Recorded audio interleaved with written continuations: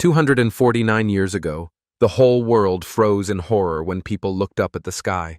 There, among the clouds, a huge interdimensional gate suddenly opened. From it descended those who would later be called demons, creatures from other worlds whose appearance heralded darkness and doom. After their appearance, they ruthlessly declared their goal to subjugate and destroy the human race. This moment marked the beginning of the demon invasion. Realizing the gravity of the situation, the Orthodox Alliance created the Orthodox Heavenly Corps, whose task was to destroy the demons.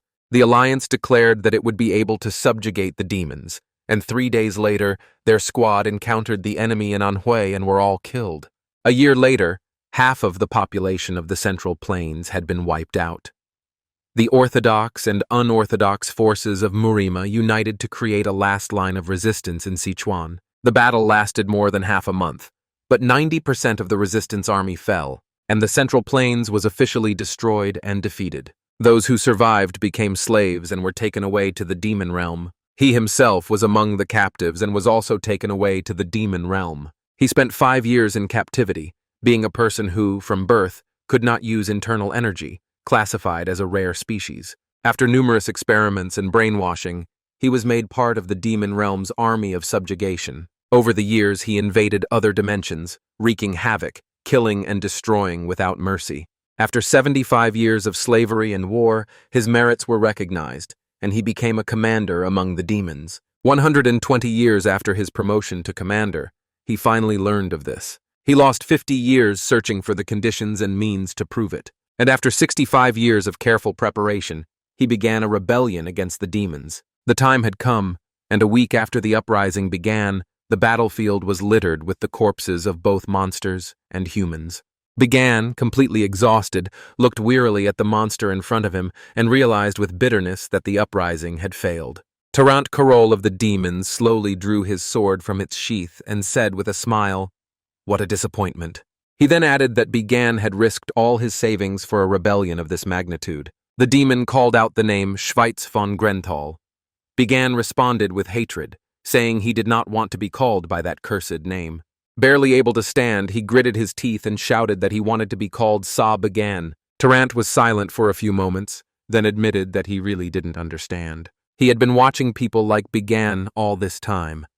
Despite his meager abilities and talents, he always had a stubborn obsession with surviving no matter what. Then he said that this was his only strength, but why did he decide to act so recklessly after everything that had happened? Began sighed and replied that he was doing it because he had to try at least once, so that the next time they had to fight, he could be sure of victory. He had no choice but to fight Tarant at least once.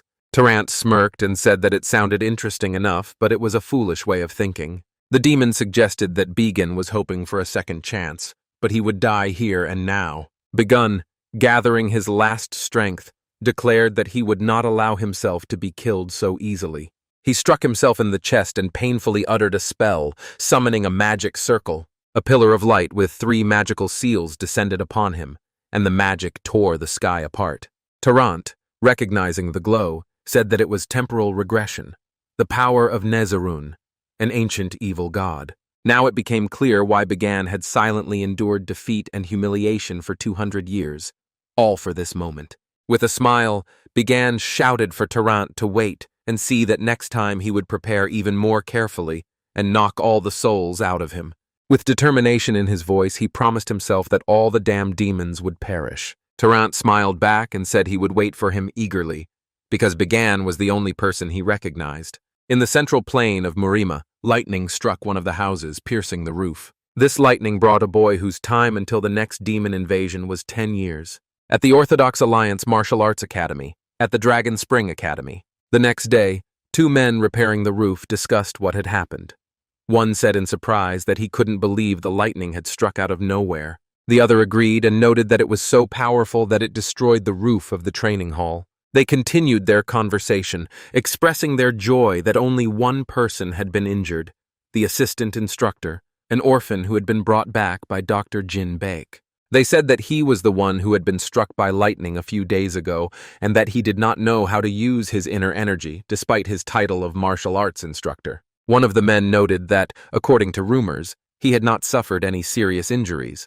Another added with a smirk that it would have been better if he had died then, since his public execution was to take place today. Meanwhile, the judge announced that the duel for the position of assistant spear instructor at the Dragon Spring Academy would begin immediately.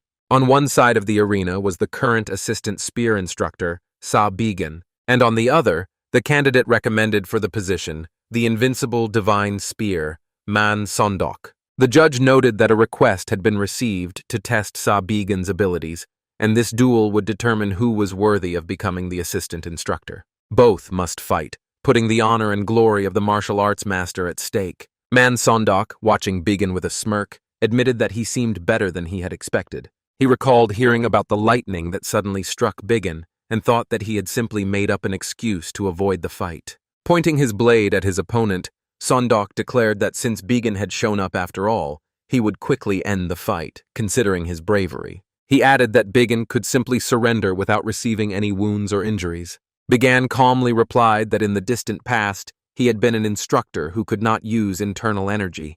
Unfortunately, this was his natural trait, and he was despised by others. In the end, this incompetent instructor, known as the disgrace of the academy, suffered a crushing defeat in a public duel. The instructor was expelled and forced to perform menial tasks. He went through some truly terrible days. Sondok furiously asked what kind of nonsense Began was talking about.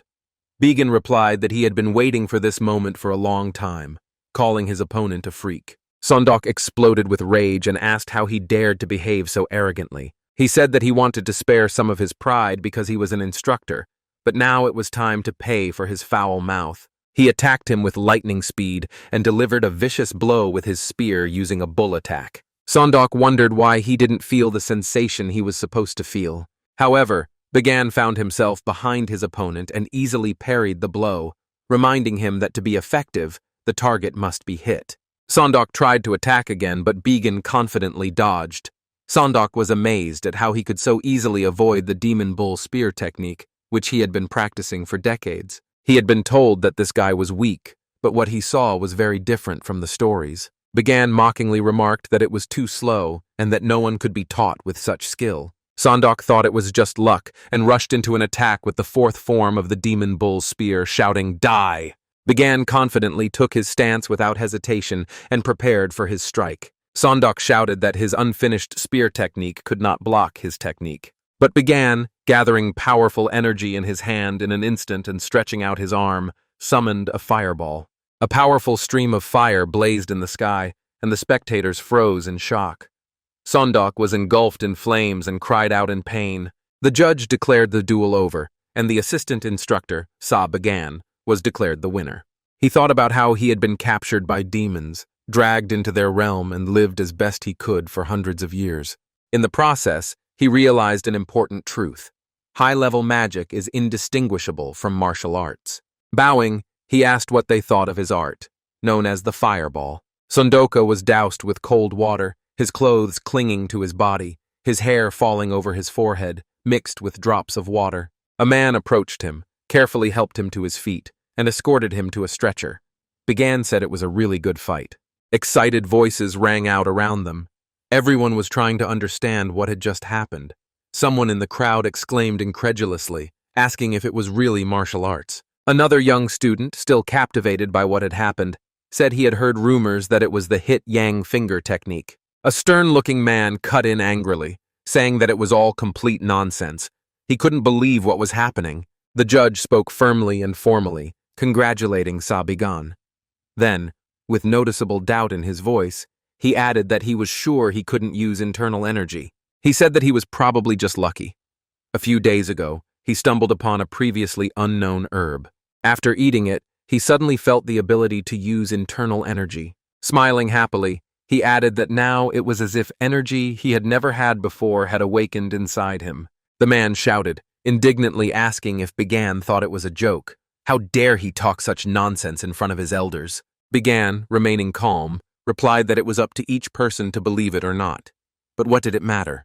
He asked a counter-question. Had he broken the rules of the duel? It was a fight for the position of instructor, and there were no restrictions on the use of internal energy or only stake techniques. He added that he sincerely did not understand why he was being questioned, since he had won fairly and justly. Seeing the situation escalate, the judge gently placed his hand on the angry man's shoulder and asked him to calm down. He agreed that Bigan had won, but Bigan interrupted him, apologizing for doing so, and took advantage of the opportunity. He said that since everyone was gathered here, he had an official request. He wanted to take the test to become a full instructor. After the fight, everyone looked at him with respect and curiosity. Someone quietly said that it was him, the one who had just participated in the duel. In his mind, Bigan thought that this was one of the many halls of the Dragon Spring Academy, created by the Orthodox Alliance for Teaching Martial Arts. This academy existed to train future masters who would become the backbone of the Alliance. Teenagers between the ages of 15 and 18 from sects and clans who were mature enough to be trained were accepted there. The instructors were martial arts masters, who had gone through a rigorous selection process.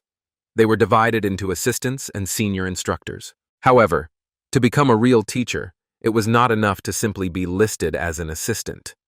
One had to pass tests and prove one's strength and loyalty. Later, when Bigan returned home, he was met by Dr. Jin Beck. He looked at him intently and immediately asked a question. He wanted to know what had happened and how Bigan had suddenly been able to use his inner energy. An image of Jin Beck, the master of the pavilion, came to Bigan's mind. He was not a combat instructor. He was a doctor, infinitely devoted to his work. Bigan calmly replied that, as he had already said, it was all a matter of luck. But Beck shouted that this was nonsense. His voice was full of pain when he said that from the very day he learned of his inability to use internal energy, he had tried everything to help. He knelt down and, unable to hold back his tears, confessed that he felt like a useless doctor. If it could be fixed so easily, then how could he be so insignificant? He said he knew how others hated Bigan because of this weakness, and how ashamed he was now to look him in the eye. He whispered a sincere apology, slumping as if the whole world had collapsed on his shoulders. Bigan looked at him and smiled warmly. He thought that Beck hadn't changed at all. He was like a father to him. 15 years ago, he was the one who rushed into the fire to save a dying child in a gang ambush, and the one who sacrificed himself for others that day. But now, Bigan decided, he would not let him die. He approached, gently took his hand, and told him not to blame himself. He didn't need to worry. He asked only one thing: to trust him. From now on, he would take care of everything. Later that evening, Bigan sat in his room. He concentrated, and a magic circle began to form in his palm. Inside, he thought that after his regression, he had lost more than 90% of his mana. Now he could only gather a quarter of a circle. It was disappointing, because it had taken him hundreds of years to reach the 8th circle, and yet he felt grateful because he still had mana. Clenching his fist, he said with determination that he had returned from hell. The history of Jianghu Murim had been changed, and the demons had not yet begun their invasion, but the key word was yet. In 10 years the demons would begin their invasion, and when that happened, Murim would fall again. But now, this time, everything would be different. He had 300 years of memories left. He knew information about the demon army, the magic they used, the artifacts and weapons they were preparing for the invasion. Bigan thought angrily that the most important thing was that he knew their leader and how to defeat them all. Yinbek entered the room and asked if he was there. Bigan nodded and replied that he was. He asked what was going on. Beck said that the academy's vice master, Qian Xiaoman, was looking for him. Bigan asked in surprise if it was right now. He asked if Xiaoman had personally asked him to deliver the message. Beck sighed heavily and said he didn't mind, but he was worried about him. Perhaps it was a request for a promotion. He added that he was sure the test would be difficult. And considering that Man Songdok, the man recommended by Semyun, lost so badly, it is unlikely that Semyun still has positive feelings toward Bigan. He asked another question. Why did Bigan suddenly decide to become an official instructor? Bigan smiled and said that this was only the first step. He intended to change the entire situation at the academy. As he walked towards Semun, a thought crossed his mind that the Dragon Spring Academy was once recognized as one of the 3 best orthodox martial arts academies. But 2 years ago, its master, one of the 10 strongest martial arts masters, disappeared without a trace. Since then, the academy had been trying to find a replacement, but to no avail. Thus, it began to lose its former glory. When Bigan entered the room, Semun looked at him sternly and asked one last question. He wanted to know if Bagan was really serious about his request for a promotion. Bagan nodded slightly, smiling, and confirmed that he was absolutely serious about his intentions. He added in his mind that this man was one of the main reasons for the fall of the Dragon Spring Academy. On that fateful day, which marked the beginning of the end, the sky split open with frightening ease. Gaps called interdimensional gates began to open on all sides. Through them, previously unknown creatures, monstrous and ruthless, poured into the world of humans. They brought death and chaos, destroying everything in their path. Thus began the invasion of creatures that would later be called demons. The young students of the Dragon Spring Academy, full of courage and burning hope, rushed into battle. However, their efforts were in vain. Their swords could not pierce the flesh of the creatures, and their techniques were useless against the alien magic. On that day, hope was crushed. But things could have been different if Jeon So-moon, then vice master of the academy, had not been the first to flee. If he had dared to report the threat. If he had activated the academy's system of 30 protective shields, perhaps then hundreds of lives could have been saved. In Bagan's memories, the desperate cries of the students sacrificed on that fateful day still echoed. However, now everything was different, because he had returned to the past. But he would never forget his disgusting, ugly face. Bagan said with deliberate politeness, sounding like a mockery, that he had come at the request of the academy's vice master. Se-moon said he intended to tell him about a test, the successful completion of which would give him a chance to become a senior instructor. It would be an attack on the so-called Fortress of the Demonic Knight. Bagan asked if he meant the very same group of bandits in the mountains behind the academy. Se-moon nodded and confirmed that this was indeed the case, and that he would have to destroy them. This was his trial. The Fortress of Demonic Knight was the name given to the bandit camp nestled in the old, myth-shrouded sacred mountain that towered near the Dragon Spring Academy. Alarming reports of raids and destruction caused by this group began to arrive too often, and an order was given to destroy them in the interests of the peaceful inhabitants. This order was signed personally by Chong Se-moon. Bagan nodded indifferently in agreement and asked what the elimination of bandits had to do with the position of instructor. Se-moon replied that such a task was one of the most fundamental requirements for senior instructors. After all, they are the foundation of the academy's combat power.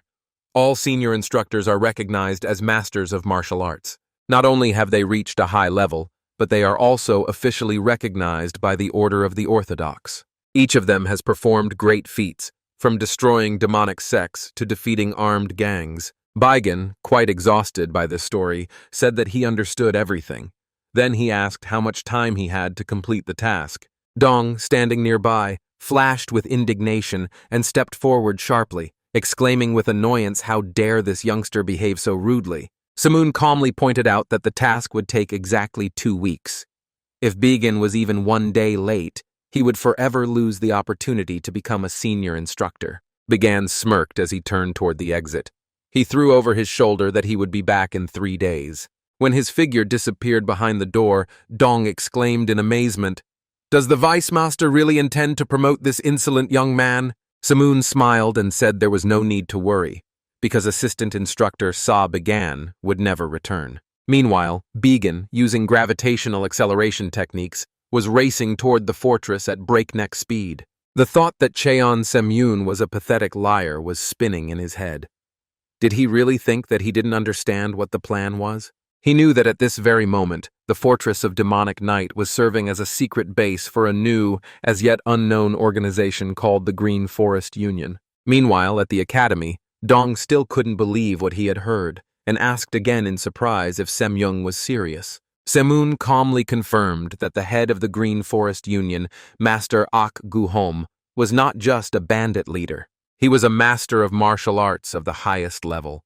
Even the Orthodox Alliance recognized him as a threat. In the past, he had led a powerful sect known as the Sect of Heavenly Shepherds. Everyone thought he had been killed by his own disciples, but in fact, he had survived and taken revenge on each of them.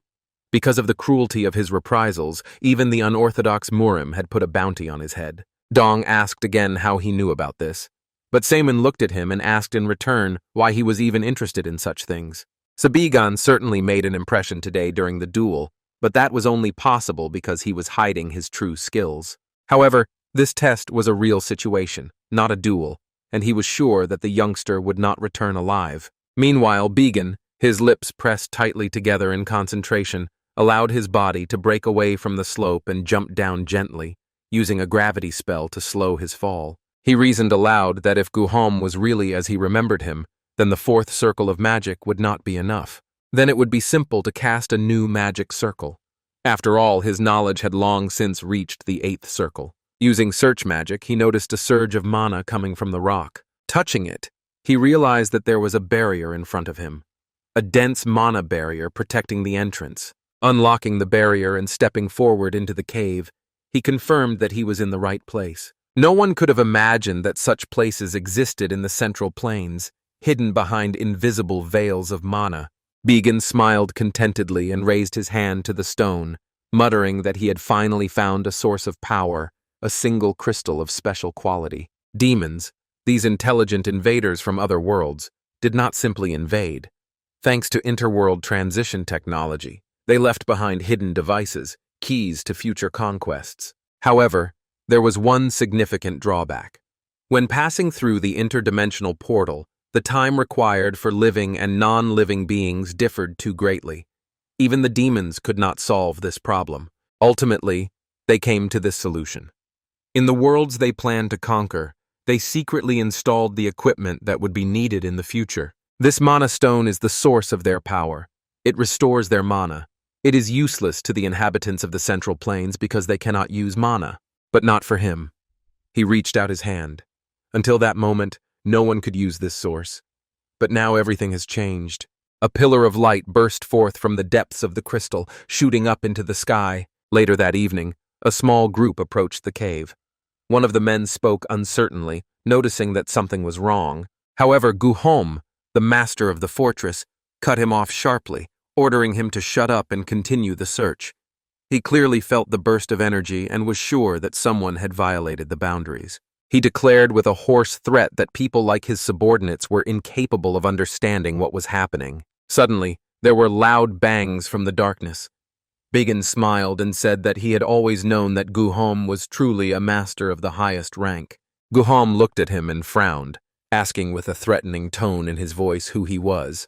Began replied with a confident smile that he was an instructor at the Dragon Spring Academy. The men began to look at each other and whisper among themselves, asking in surprise if the academy instructor was really standing in front of them. One of them muttered incredulously, asking what he was doing there.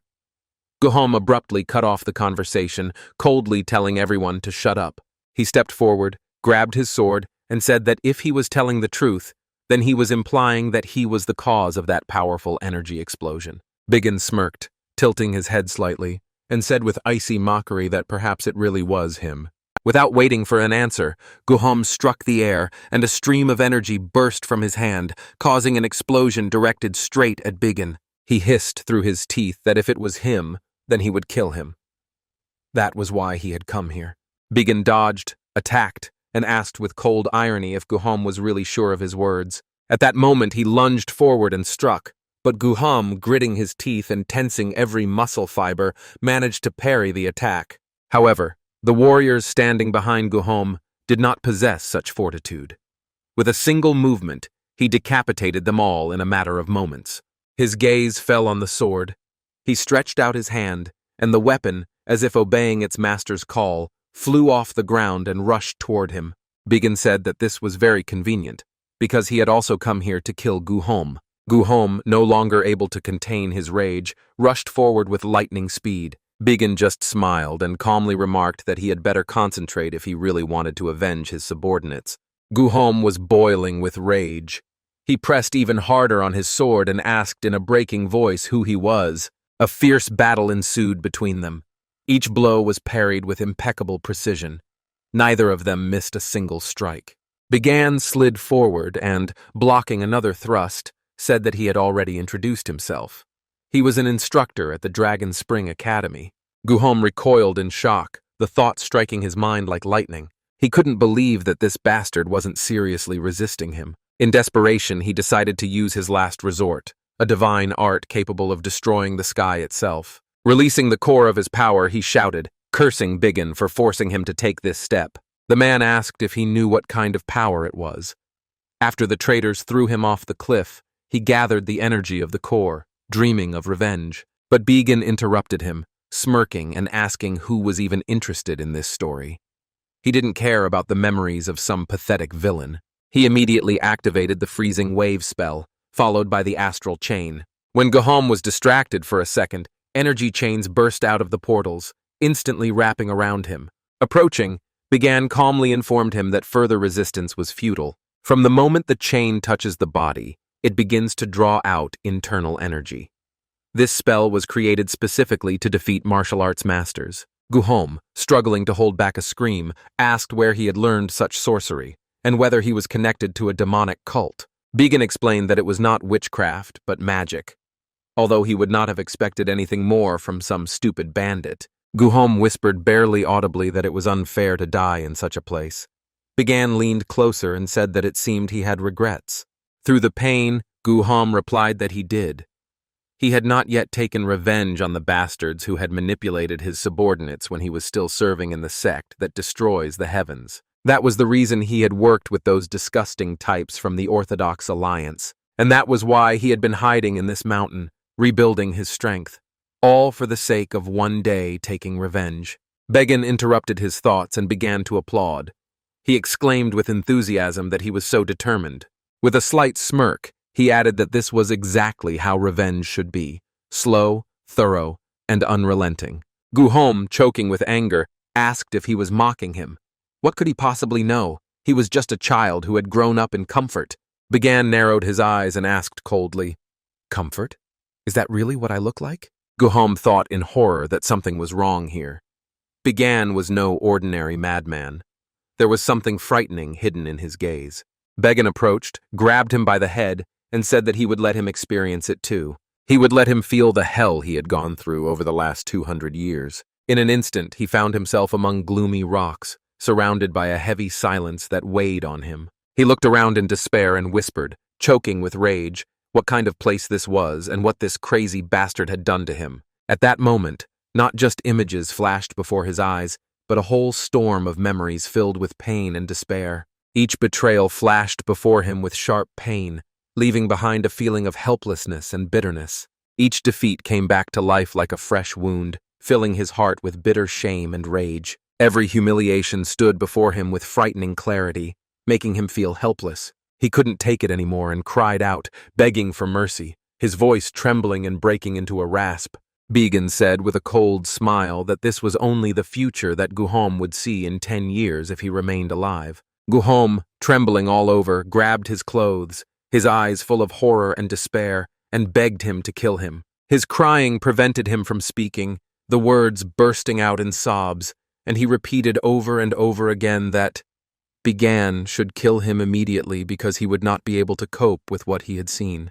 Began took the sword in his hands and said with cold understanding that someone had to do it. When he returned to the village, he placed the sword and Guhom's head in Semyun's office. Seeing this, Semyun exclaimed in shock that he couldn't believe what was happening. Began replied with icy calm that he would not have been trusted if he had brought only the sword, so he brought the enemy's head as well.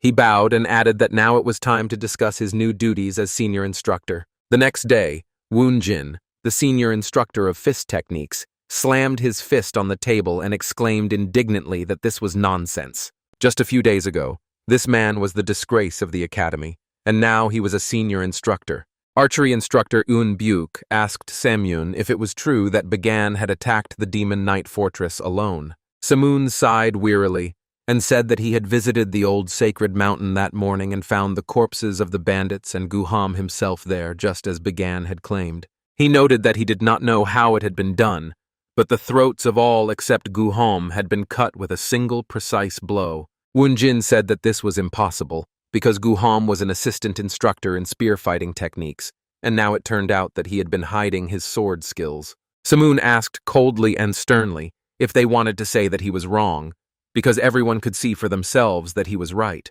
The atmosphere in the hall became tense. Everyone fell silent and apologized. Semyun thought to himself that no matter how much he thought about it, it didn't make sense. Guhom was a master of martial arts of the highest degree. He had seen this for himself when he met him in person to deliver an order from the Orthodox Alliance. And yet, Began had destroyed him and all his subordinates in one night, which was beyond the capabilities of even a master of the highest level. He thought that Jin Beck could help him, but no, that old man wasn't that cunning. This situation would need to be examined in more detail. He asked Instructor Dunn if they could contact the Ghost Shadow Estate. It was one of Murima's largest assassin organizations, known for its willingness to carry out any task for the right price. Samoon ordered them to send a request to find out everything about Began, every detail of his life. Byok asked in surprise if he was going to promote him to senior instructor. He replied coldly that he had a plan. Woonjin unfolded the letter and asked what kind of document it was. Semyun explained that it was a list of students for whom Began would be responsible. Woonjin laughed and said he expected nothing less.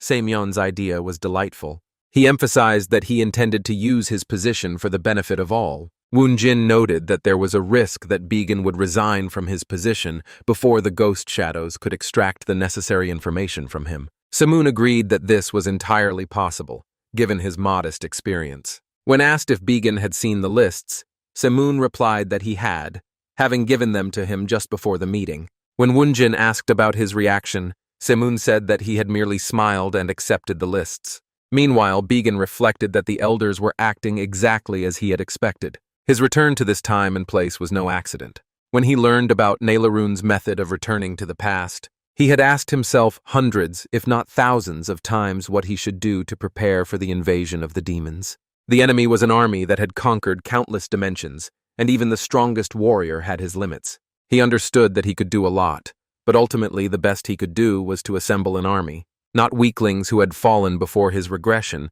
but a truly powerful force, trained in all kinds of magic and martial arts. He intended to gather the guys who were considered problematic among the freshmen, but who possessed unquestionable talent, even though their personalities got in the way of their development, or they didn't come from prestigious families. The senior instructors did not know that the two greatest heroes who had shone during the demon invasion were right in front of them. One of them was a martial arts master who had reached the level of evolution in his 20s and became Murim's last hope, leading the alliance in the war against demons. The second was a talented marksman who led a squad specializing in assassinations and patrols, and had the most demon kills to his name. Standing in front of the group of students, Began said loudly that he was pleased to meet them, and that from today, he would be their instructor. Yesterday, the atmosphere at the Dragon Spring Academy was tense.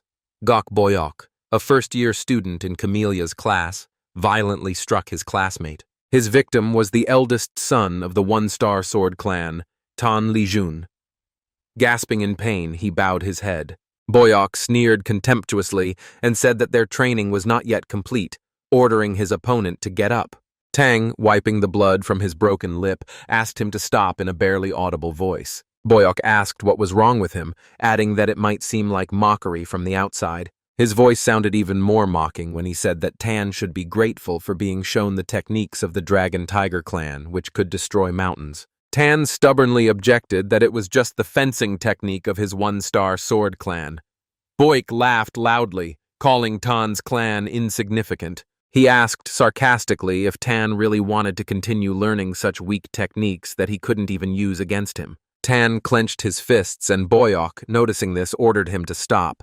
He suggested another duel, but Tan firmly refused. At that moment, the second son of the destructive swords clan, Yon Wukyong, intervened in the conversation. His voice was cold and commanding as he told Boyok to stop.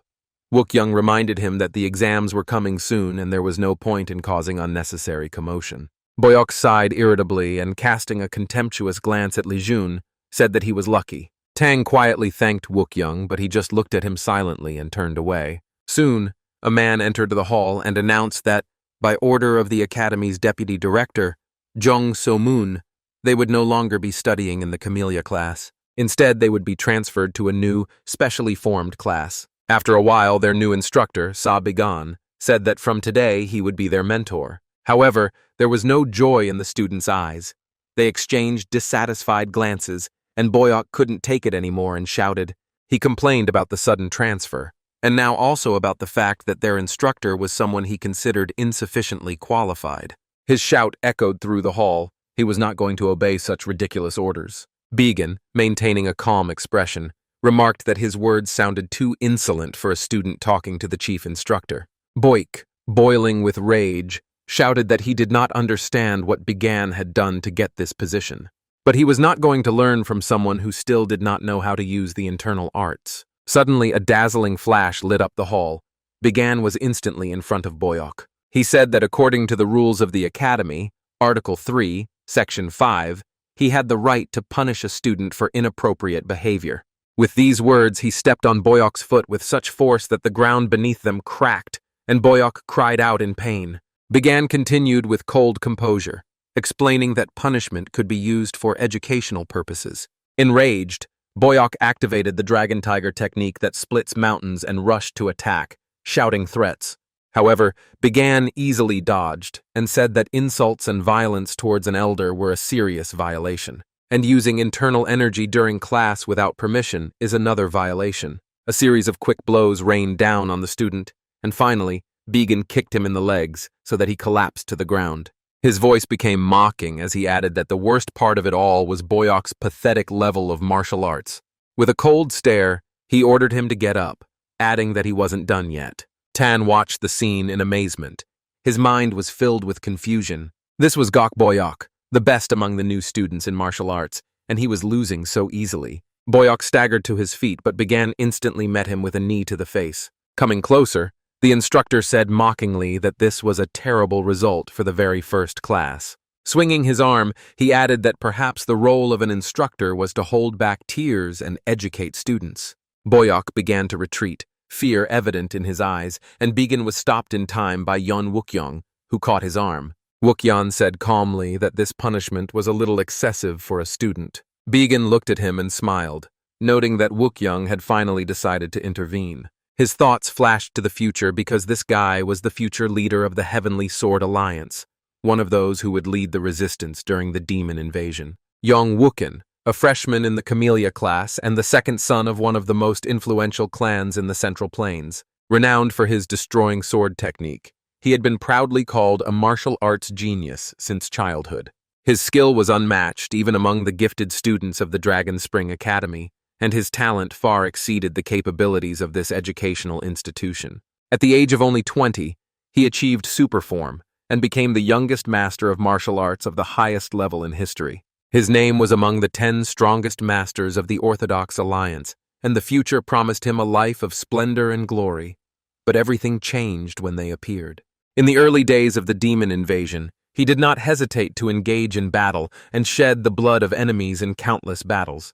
However, the demonic armies soon focused their attention on the Yon clan, and the house that once shone with strength and power fell under their onslaught. Every member of the family was killed, often with a cruelty that left no doubt as to the malice of their enemies. Only Wooken survived. But unlike many others, he did not go mad with despair. Instead, the young man, immersed in the pain of loss, set out on an endless journey across the Central Plains, waging a fierce war against the demons. He gathered the survivors and united them into an alliance stronger than any orthodox or unorthodox sect. Even at the moment when all seemed lost and hope was fading, Yong Wooken led the martial arts masters in a last, desperate resistance. He always fought on the front lines, and every time his sword lit up the battlefield with a dazzling light. Even huge demonic monsters that blocked the sky with their bodies fell dead in the blink of an eye. Without a doubt, in those days he was a hero, the last hope of the world. But now, in the eyes of many, he was just an arrogant, aristocratic young man from a prestigious clan. Wooken said that it was all quite amusing. Began asked what exactly amused him. That the assistant instructor, who until recently could not even control his internal energy, had suddenly become so strong? Wooken replied calmly that, of course, it was unexpected, but he didn't see anything special about it. All he could do with his newfound power was show off in front of the students. Boik, breathing heavily and clutching his bruised body, muttered that it all looked pathetic. Wooken glanced at Began and asked if this was the result of those very encounters of fate. Began suppressed a smirk, thinking to himself that the boy was not stupid. He tilted his head and asked aloud why he was so interested. If he obediently followed his instructions, he could tell him everything.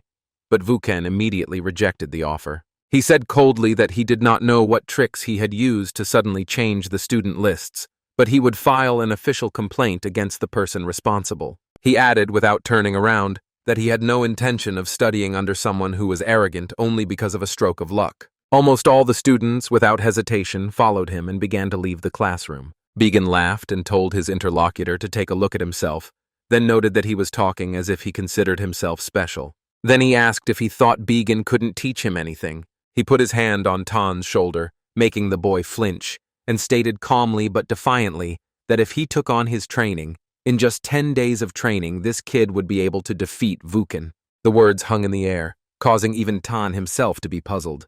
He, in turn, froze at these words. Vuken froze and, without turning around, asked coldly what he had just said. Began repeated clearly and distinctly that in a week, this pathetic weakling, whom he did not even consider an insect, would be able to knock him out with a single blow. Tan cried out that the instructor must have gone mad, but he didn't have time to finish because Began covered his mouth with his hand. Vuken turned and looked at him suspiciously, a flash of rage in his eyes. "Are you really ready to take responsibility for those words?" he asked slowly. Began calmly replied that of course he was, then proposed a bet, and added that in 10 days they would fight each other in an official duel. Began said that if the guy won, he would follow his instructions without objection, but if his opponent won, he could do whatever he wanted with him. Force him to leave the academy, order him to apologize or fall to his knees and beg, and he would fulfill his every wish. Vuken said that he didn't need anything from Began, but he would accept the challenge. He'd better prepare for the duel, which would take place in a week, and with that, he left. The class fell silent, broken only by the breathing of the excited students. Tan screamed in horror, causing Began to frown, after which Began muttered that, "Damn it," he scared him. When the boy screamed again, the instructor sighed and said he was too noisy. Tan asked in a breaking voice what his mentor had just done.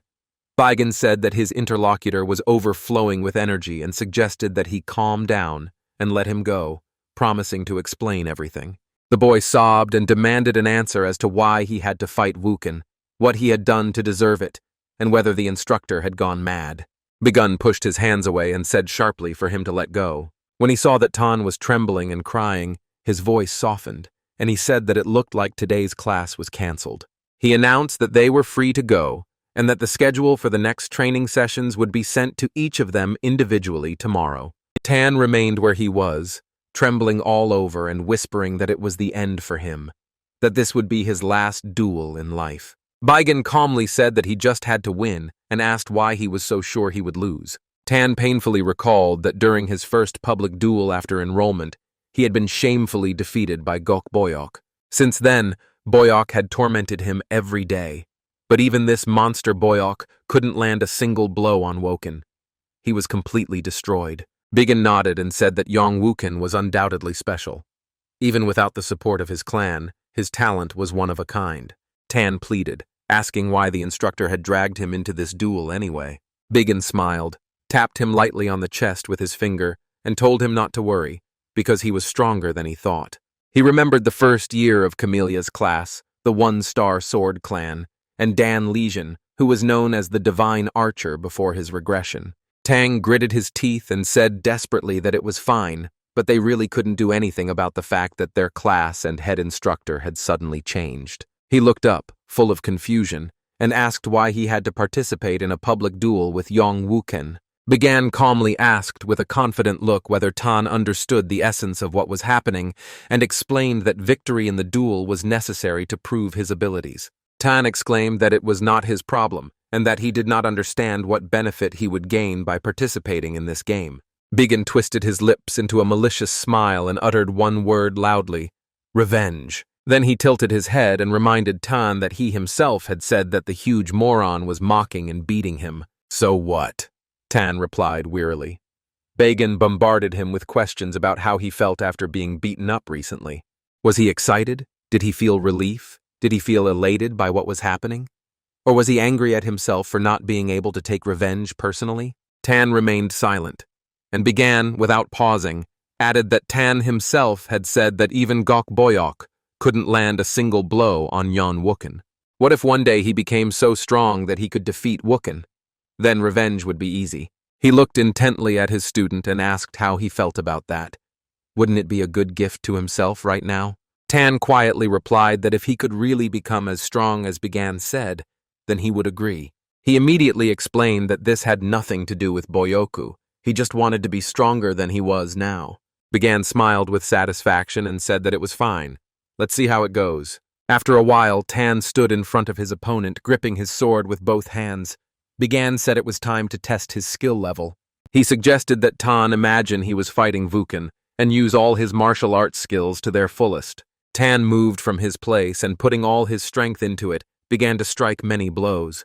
But soon he felt a strange heaviness and, gasping for breath, fell to the ground. He bent over and a cough shook his whole body, as if his strength had left him. Bigan, watching what was happening, frowned and exclaimed that it was a disgrace. He asked if Tan knew what his problem was. Tan, breathing heavily, explained that for some reason his internal energy dissipated when he performed basic movements. At first, he thought he had not learned the clan's martial arts correctly, so he tested himself several times. But the basic movements were performed without any problems. Then he assumed that the problem was with his dantian or meridians and checked everything again in the clan, but there was no result. In despair, Tang wondered if he was simply untalented or suffering from some unknown illness. Bigan shook his head and said that wasn't the case at all. He explained that his meridian points were located further away than most people's. Tan raised his eyebrows in surprise and asked how that was possible. Bigan jumped down beside him and explained that it was a rare condition.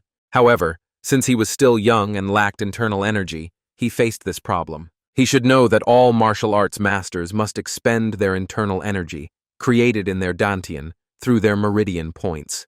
But since he has wider meridians than others, and an average amount of internal energy, his internal energy cannot concentrate. Because of this, the energy cannot be concentrated and is scattered. Tan said with surprise that this was the first time he had heard of this. Bigan, immersed in memories of the past when he killed enemies on orders, quietly said that this was normal, and in the end, all this information was just a truth he had accidentally discovered. His gaze was focused, and his tone was filled with inner severity and calm confidence. Tan tensed up, sensing a strange atmosphere around the instructor. Deep down, he understood that there was some kind of story behind it. Bigan hugged his student and said with determination that the explanation was over. Now that Tan knew his problem, it was time to fix it. Tan asked with slight anxiety if there was a way to do that. Bigan nodded and replied confidently that, of course, there was, and in fact, it was quite simple. He explained that, compared to other people, Tan suffered from the distant location of his meridian points, which was why he lacked strength.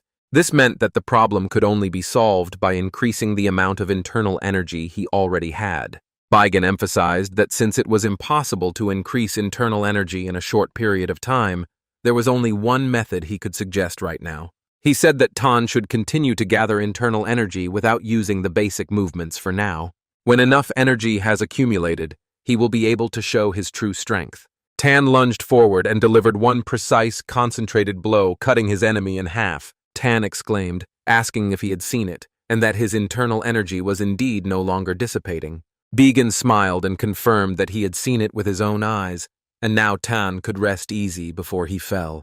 Tan asked in surprise if he would fall, because he had never felt so energetic before. Before he could finish speaking, his body betrayed him, and he collapsed, exhausted from the internal strength he felt for the first time. When Tan woke up, the first thing he felt was slight disorientation and heaviness throughout his body. Lying on the cold floor of the training hall, he wondered why he had fallen. Bigan stood nearby and asked in a calm voice how he was feeling. Tan struggled to look up and whispered weakly that he felt weak. Bigan explained that this was just a side effect of Tan using his full power for the first time.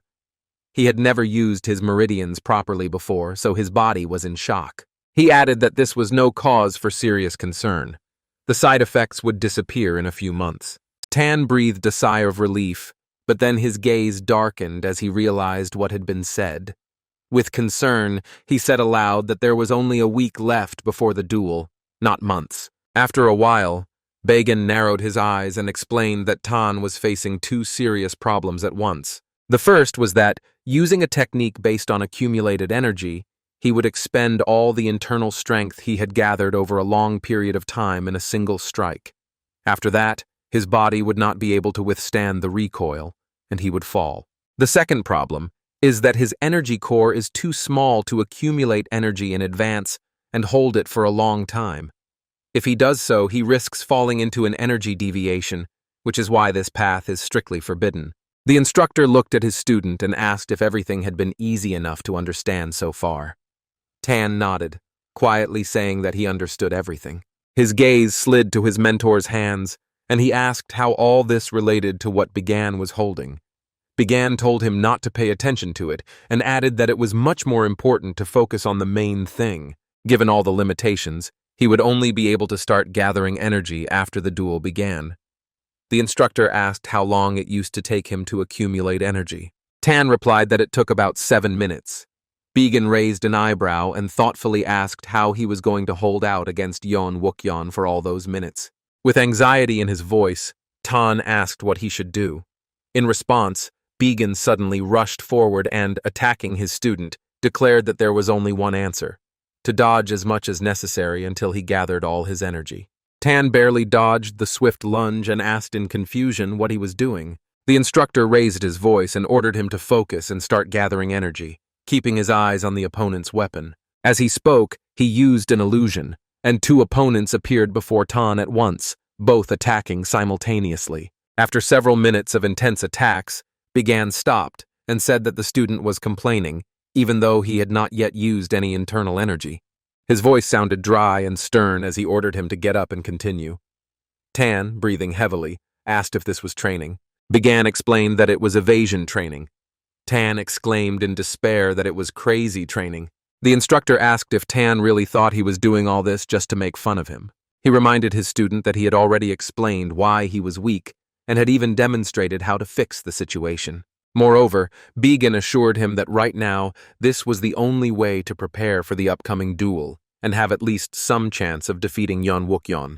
He said that the training was hard and painful, but was it any harder than when Tan suffered humiliation from Gokbok and Yeon Wookyeon himself? Then he asked if the student really intended to miss this perfect opportunity to prove his strength to everyone who treated him like trash. These words pierced Tan's consciousness. Scenes of humiliation and ridicule he had endured from his classmates flashed through his mind. Gritting his teeth, he raised his sword and said he apologized to the instructor for his cowardice. Now he was ready to continue training and assured him that he could endure the whole day if necessary. Began smiled and repeated his student's words about the whole day, then said that he was making up nonsense. His voice became cheerful when he announced that Tan would be doing this without a break for the rest of the week. Then he rushed forward, delivering another crushing blow. Tan, barely keeping his balance, cried through his tears for his mentor to stop. A week of grueling training passed. The day of the duel arrived, and all the students gathered in the training hall to witness the fight. Tan entered the hall, his body covered in bruises and abrasions, his movements cautious. Whispers could be heard in the crowd. One of the students said curiously how long Tan would last. Another said that he would be defeated with one blow and fall to the ground. Someone else wondered if Tan had prepared any countermeasures. The guy said he had seen him several times in passing, but Tan had simply spent the whole week getting beaten with a stick. Gok Boyok looked at this with contempt and thought about what an idiot Tan was, reasoning that if he was trash, he should just sit quietly in the corner. He snorted when he noticed that this weakling standing in front of everyone was going to defeat Yeon Wookyeon. Nonsense. His gaze turned to the instructor, and he thought that Tan had fallen for this swindler's trick and dug his own grave. At that moment, Yeon Wookyeon stepped forward and reminded the instructor that he had previously claimed that he didn't need anything. But under these circumstances, he wanted to set his own condition. Began narrowed his eyes and asked what exactly. Wookyeon said that if he won, the instructor had to promise to leave the academy. He added that he had no intention of ever wasting his precious time again. Began smiled and said that he swore by his name that he would keep his word. Then he asked if he knew what would happen if he lost. He would have to attend classes and training without complaint. Wookyeon replied that he remembered that. Began said that now Wookyeon should focus not on him, but on Tan Lee-jun, who was already standing in the arena. The instructor announced the rules. Victory would be determined if one of the sides surrendered, lost consciousness, or dropped their weapon. He also added that any fatal or life-threatening blows were strictly prohibited, and that he, as the judge, would make the final decision in controversial situations. Began raised his hand, and silence fell over the hall. His voice echoed across the arena as he announced that the duel was about to begin. Tan stood in a tense fighting stance, gripping his sword so tightly that his knuckles turned white. His breathing was steady, but his heart was pounding in his chest like a drum. In an instant, he felt a sharp pain, as if someone had cut his arm. He flinched, but when he looked at his limb, he saw that it was intact. Wukyan's cold smile flashed before his eyes, urging Tan to surrender. Wukyan asked if Tan had agreed to fight him, shaken by just one hint of his murderous intent. Tan felt a chill down his spine and thought that this was real murderous intent. He thought with horror that if Wukyan wanted to, he could kill him with a single move. Fear gradually took hold of him. An inner voice whispered that victory was impossible. Tan mentally admitted to himself that he was weak and insignificant, that everyone considered Wukyan to be the best of the best at the academy. A week of training would not make him a worthy opponent. He was almost drowning in his own doubts when he heard Began's voice. The mentor called him by name, and the voice sounded like thunder in a clear sky. Tan looked up and saw Began tapping his palm menacingly with his baton, as if reminding him of his promises and the effort he had put in. Tan closed his eyes tightly and reminded himself firmly that he wanted to become stronger than he had ever been. He remembered the day he decided he no longer wanted to be weak and would put all his energy into achieving that goal. Wukyan sighed, his voice a mixture of fatigue and contempt as he said that he had given his opponent a chance to leave the arena unharmed. His hand rested on the hilt of his sword, and in an instant he disappeared from the spot, as if he had dissolved into thin air. Appearing in the air above Tan, Wukyan swung his sword with force and said in a cold voice that Tan was to blame for his own choice. But Tan was already on guard.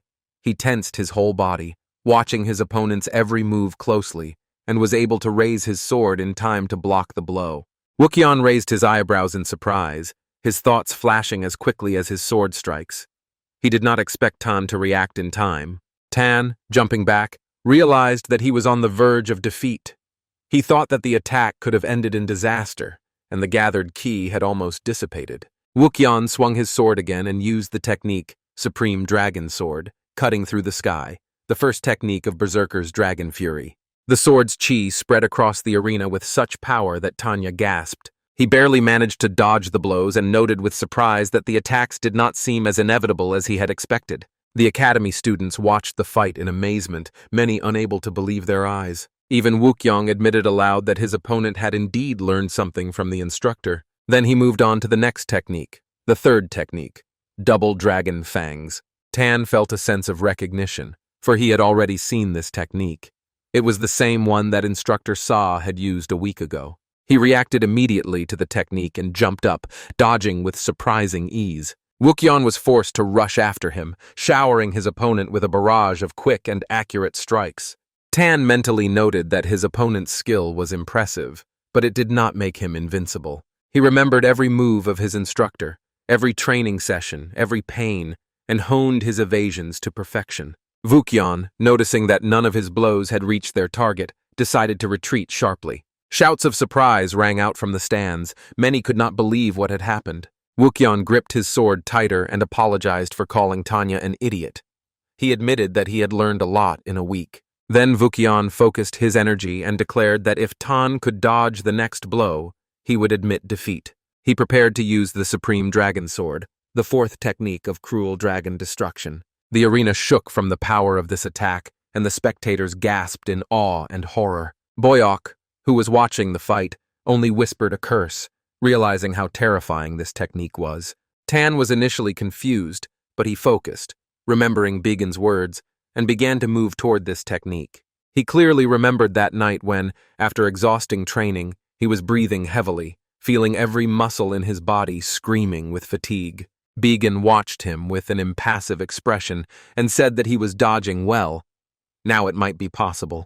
Wiping the sweat from his forehead, Tan looked up at his mentor and asked if this would really allow him to dodge all of Yon Wukyan's attacks. Without hesitation, Began replied coldly that it would not. These words struck Tan harder than any sword. Bigan explained with cold confidence in his voice that Yeon Wookyoung was not an idiot at all. He noted that right now, this guy was probably underestimating his opponent. But if Tan continued to deftly dodge his sword strikes, Wookyeon would inevitably take more drastic measures, and he would surely use the most powerful sword technique he could currently employ. He then added that this technique has the terrifying name of Cruel Destruction of the Dragon. This art gives the impression that a fierce dragon has materialized in reality and is a martial art that creates a powerful sword chi. He immediately warned Tang that it was impossible to dodge such a blow. Any attempts to jump aside or retreat are useless, because this technique instantly expands and engulfs the entire arena. Bigan sternly said that one should not succumb to illusions, for there is nothing truly invincible in this world. He explained that the sword chi storm, moving in all directions without stopping, only seems flawless, but in reality this martial art is not perfect. Bigan emphasized that the brutal destruction of the dragon was primarily intended to intimidate enemies, who would be overwhelmed by its incredible power and seek to flee. He said that the only way out is to move forward without allowing oneself to be cornered. But at the same time, he warned that when it comes to Wookyeon, he will certainly try to react instantly, realizing that his greatest technique has been figured out. However, this reaction would only be an impulsive response to an unexpected situation. Bigan added that this moment would be Tan's decisive chance. He told him to use the suppressed rage that the young man had kept inside for so long and strike this arrogant opponent. Wookyeon was shocked and did not have time to anticipate his opponent's swift attack. Trying to block it, he was met with the crushing force of the attack, and his sword shattered into pieces. At that moment, Bigan stepped forward, confidently took Tan by the shoulder, and asked how he was feeling. A wave of shock and surprise swept through the arena.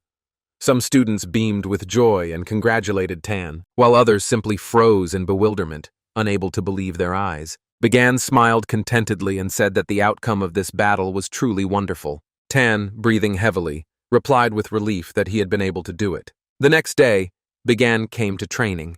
Opening the door to the hall, he noticed that absolutely all the students had gathered. This meant only one thing.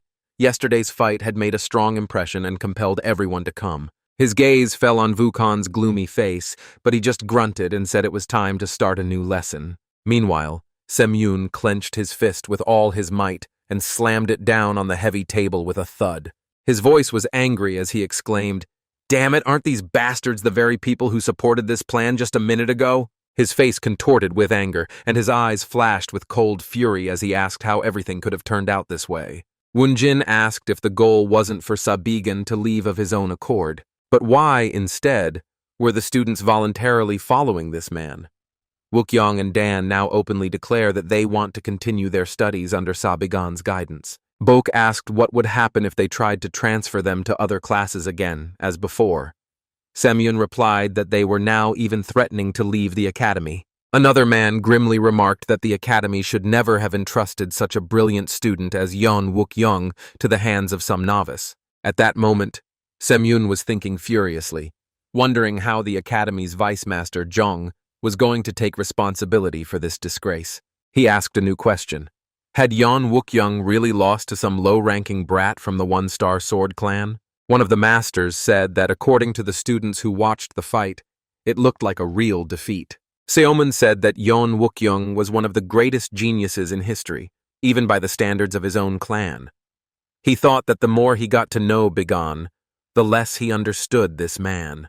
He decided that Bigan could not be left unattended, and asked sharply if they had received a response from the Ghost Shadow estate. Woonjin replied that since they sent the request, the people from the estate had only promised to consider it. Semyun said with contempt that a simple group of mercenaries dared to act arrogantly. His words were interrupted by a harsh voice that sounded in the room like a cold wind cutting through the walls.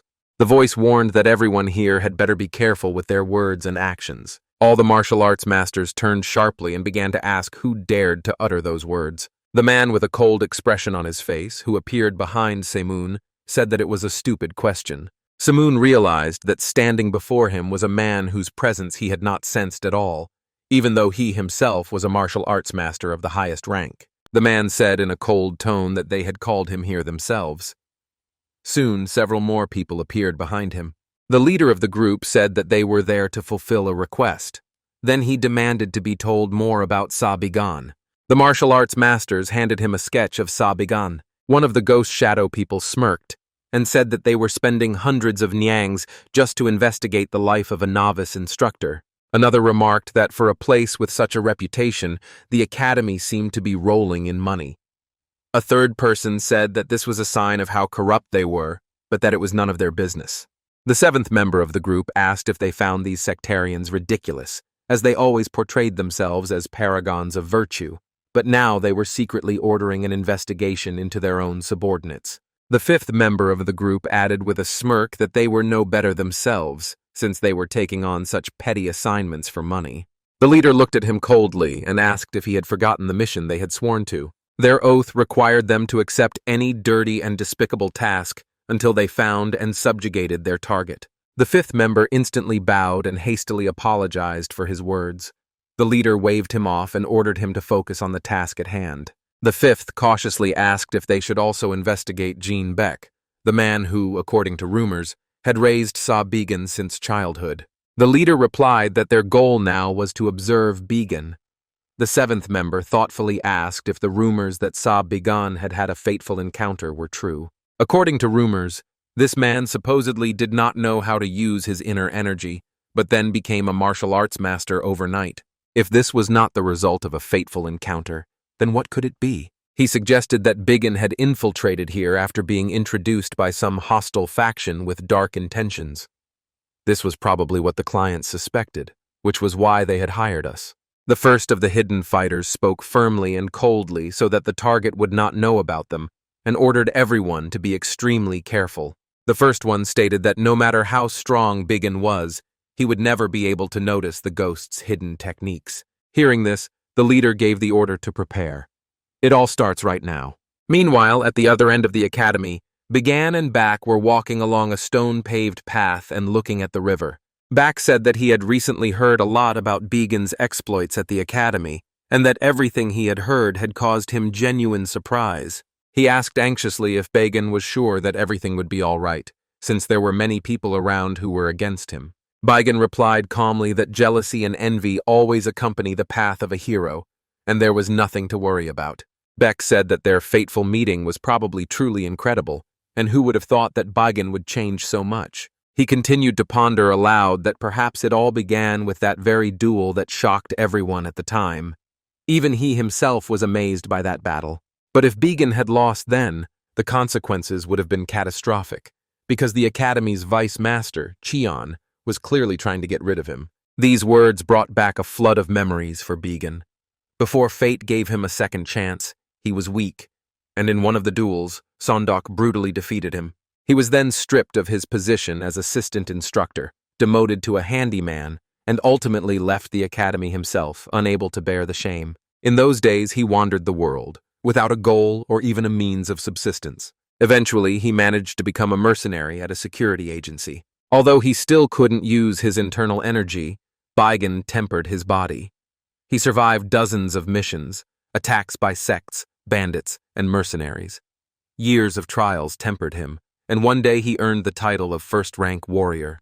He spent more than 10 years in this profession, visiting every corner of the Central Plains, and during that time, he built up a network of connections and sources of information. And then, already a different person, he returned to the academy in memory of the old days. And it was on that very day, in the evening, that monsters appeared and began to destroy everything in their path. Suddenly, Began frowned and threw a stone straight into the thick bushes by the roadside. Back looked at him in surprise and asked why he did that. Began replied that he had simply seen an ugly frog and couldn't resist. Back was indignant and asked why he had decided to harm a harmless creature. Began reminded him how, as a child, he had fed him frogs, using them as medicine. They moved on, unaware that ghostly shadows were hiding in the bushes. The fighters of the ghost manor emerged from the greenery. The seventh hissed in pain, clutching his head. Fifth asked if everything was all right. Seventh hissed through clenched teeth that the madman had thrown a rock at him. He suggested that they might have been discovered, but the fifth said that if Began had noticed them, he would not have left so calmly. The seventh was probably just unlucky. The fifth reminded his colleague not to doubt the cultivation techniques of the manor because of such a trifle. Receiving confirmation of obedience, he briefly ordered the seventh to return to his quarters and continue observing. By this time, Bigan was already sitting in his room, allowing himself a short respite. He thought that the first goal after regression had been achieved, and now it was time to move on to the next step. If his memory served him correctly, she should be in that very place right now. He felt a slight movement of air behind the door, and said loudly that the door was open and she could come in. Wukyan stepped into the room. He noticed that Bigan was acting as if he had been waiting for him. Bigan calmly replied that this was exactly what he had expected, because Wukyan had already started to get nervous. Wukyan frowned and asked what kind of disgusting expression Bigan had on his face. Bigan asked what had brought the young master of the Destructive Swords clan, Yon, to such a modest place. Not hearing an answer, he lazily stretched out on the bed and repeated his question, now with a hint of curiosity. Wukyan, standing in the middle of the room with a tense expression, finally spoke. He recalled the duel during which Tan was able, albeit with mistakes, to react to all his movements, to the technique of the Supreme Dragon's Sword. Wukyan admitted that he initially thought it was the result of a week of training, but these were movements that went beyond random reactions. He added that everything that was happening resembled a situation where the opponent knew every movement of his blade and all the trajectories of his attacks in advance. Wukyan looked coldly and said that the only one who could have taught Tan the sword art of his clan was Bigan. How could an outsider know the martial arts of the Yan Destructive Sword clan in such detail? Bigan smiled lazily and said, "Who knows?" The martial arts of the Destroying Swords clan, now considered the greatest among all the sword clans of Zhongyuan, and they are well known in the world of martial arts masters. Didn't Wukyan find that logical? Wukyan gritted his teeth and sharply stated that this was not superficial knowledge at all. He asked if Bigan really thought he wouldn't notice something like that. The instructor chuckled and admitted that, of course, Wukyan should have noticed. If he hadn't, Bigan would have been very disappointed. He stood up, came closer, and suggested that the young man be more honest if he really wanted to become his student. In fact, that wasn't what interested him. Bigan stated that he had come to check whether he knew the same weaknesses of the Supreme Dragon Sword that cuts through the heavens that the young man himself had already managed to sense. He explained that this style had been perfected hundreds of years ago and was passed down in the clan as a unique martial art. It was considered the greatest in Zhongyuan for its incredible destructive power, changing sword trajectories, and lack of weak points. But from an early age, when Wukyan began to study this technique, he showed outstanding insight. He already understood that the Supreme Dragon Sword, destroying the heavens, was not an invincible martial art. He said that as the heir to the great clan of Destructive Swords, he simply could not allow himself to admit this. Wukyan asked sharply if Bigan looked down on his clan's martial arts. Bigan shrugged and said that Wukyan could think whatever he wanted, but he would say only one thing. The day would come when all these things, tradition, honor, nobility, and reputation, so revered by martial arts masters, would lose all meaning. Bigan suggested that he remember only one thing, to become stronger than he was now. He said that on this path, one must unhesitatingly cast aside everything that stands in the way. Bigan turned away and said that they would find time to discuss this in detail later. For now, he advised the young man to follow his instincts. Wukyan frowned and asked why he had suddenly grabbed the wooden pillow. Bigan smiled and said it was nothing special, and asked him not to pay attention to it. He referred to the fact that some annoying frog could be heard outside. Later that evening, First, watching the old man, said aloud that Master Jin Bak of the Body Restoration Pavilion was a strange man. He used to be a doctor working in GAMS, but 5 years ago he became responsible for the Body Restoration Pavilion, where patients were treated, and entered the Dragon Spring Academy. The fifth reminded him that despite his medical abilities, Jin Bak had barely mastered martial arts and did not seem to have much experience in other areas. The first confirmed that they had checked him out, as he was closest to Bigan, but he appeared to be a very ordinary medic. However, his impeccable past seemed a little artificial to the first. At that moment, he noticed movement and turned to his partner, asking number 7 what was wrong with him. Number 7 grimaced and said that a rock and a wooden pillow had hit him. The first frowned and asked if he was sure they hadn't been discovered. The fifth objected that if they had really been discovered, no one would have gotten away so easily. The seventh sighed heavily and admitted that he still suspected they had been exposed. The first one cut him off sharply and said that there was no reason to doubt the common sense of his clan. It was just Bigin's bad habit of throwing things away. They had faced worse situations, so he advised them to be patient for a while. Seventh reluctantly agreed. They spent the whole day watching Bigin from the bushes, and only by morning did the seventh lose his patience. He warned his partners in advance that if this happened again, he would not hold back and would personally behead the madman. Fifth, trying to calm him down, reminded him that they had moved out of the dormitory and that there would be no more incidents like this. Seventh snorted and added that who knows, maybe this lunatic would decide to practice archery. But a sudden movement in the bushes made them fall silent. The fifth quietly ordered everyone to hide. Bigin slowly approached the bushes and muttered aloud that he wasn't feeling well. Then he sighed, stretching his pants, and said that he had probably drunk too much tea. The seventh, pressed against the ground, thought with horror that this was simply impossible. But in the next second, a stream flew onto his head. The fifth froze in complete shock. The seventh, enraged, jumped out of the bushes and shouted, calling Bigin crazy. Bigin, standing with the teapot in his hands, raised it and asked with a smile if the seventh wanted a cup of tea. The seventh, trembling with rage, shouted that Bigin had known all along and had done it on purpose. He drew his sword and rushed forward with lightning speed, saying he would kill him. However, Bigin did not even flinch, because a barrier of such strength instantly appeared around him that the enemy's blade shattered into pieces. He grabbed the seventh's arm and with his other hand grabbed his face and threw him to the ground with such ease as if he were throwing a bag of grass. His voice sounded almost cheerful when he said, "Nice to meet you, Ghost Shadow Manor." The seventh was badly wounded and lost consciousness from the crushing blow. Bigin, looking at his motionless body, said with a cold smile that this was exactly what he deserved for meddling in other people's affairs. Then he looked up and addressed the other, greeting his dear friends from the estate of ghostly shadows.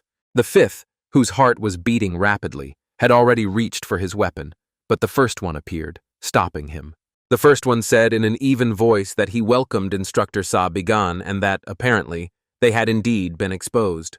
Bigin smiled and said that he was the one they were following, and that he must be the leader of these frogs.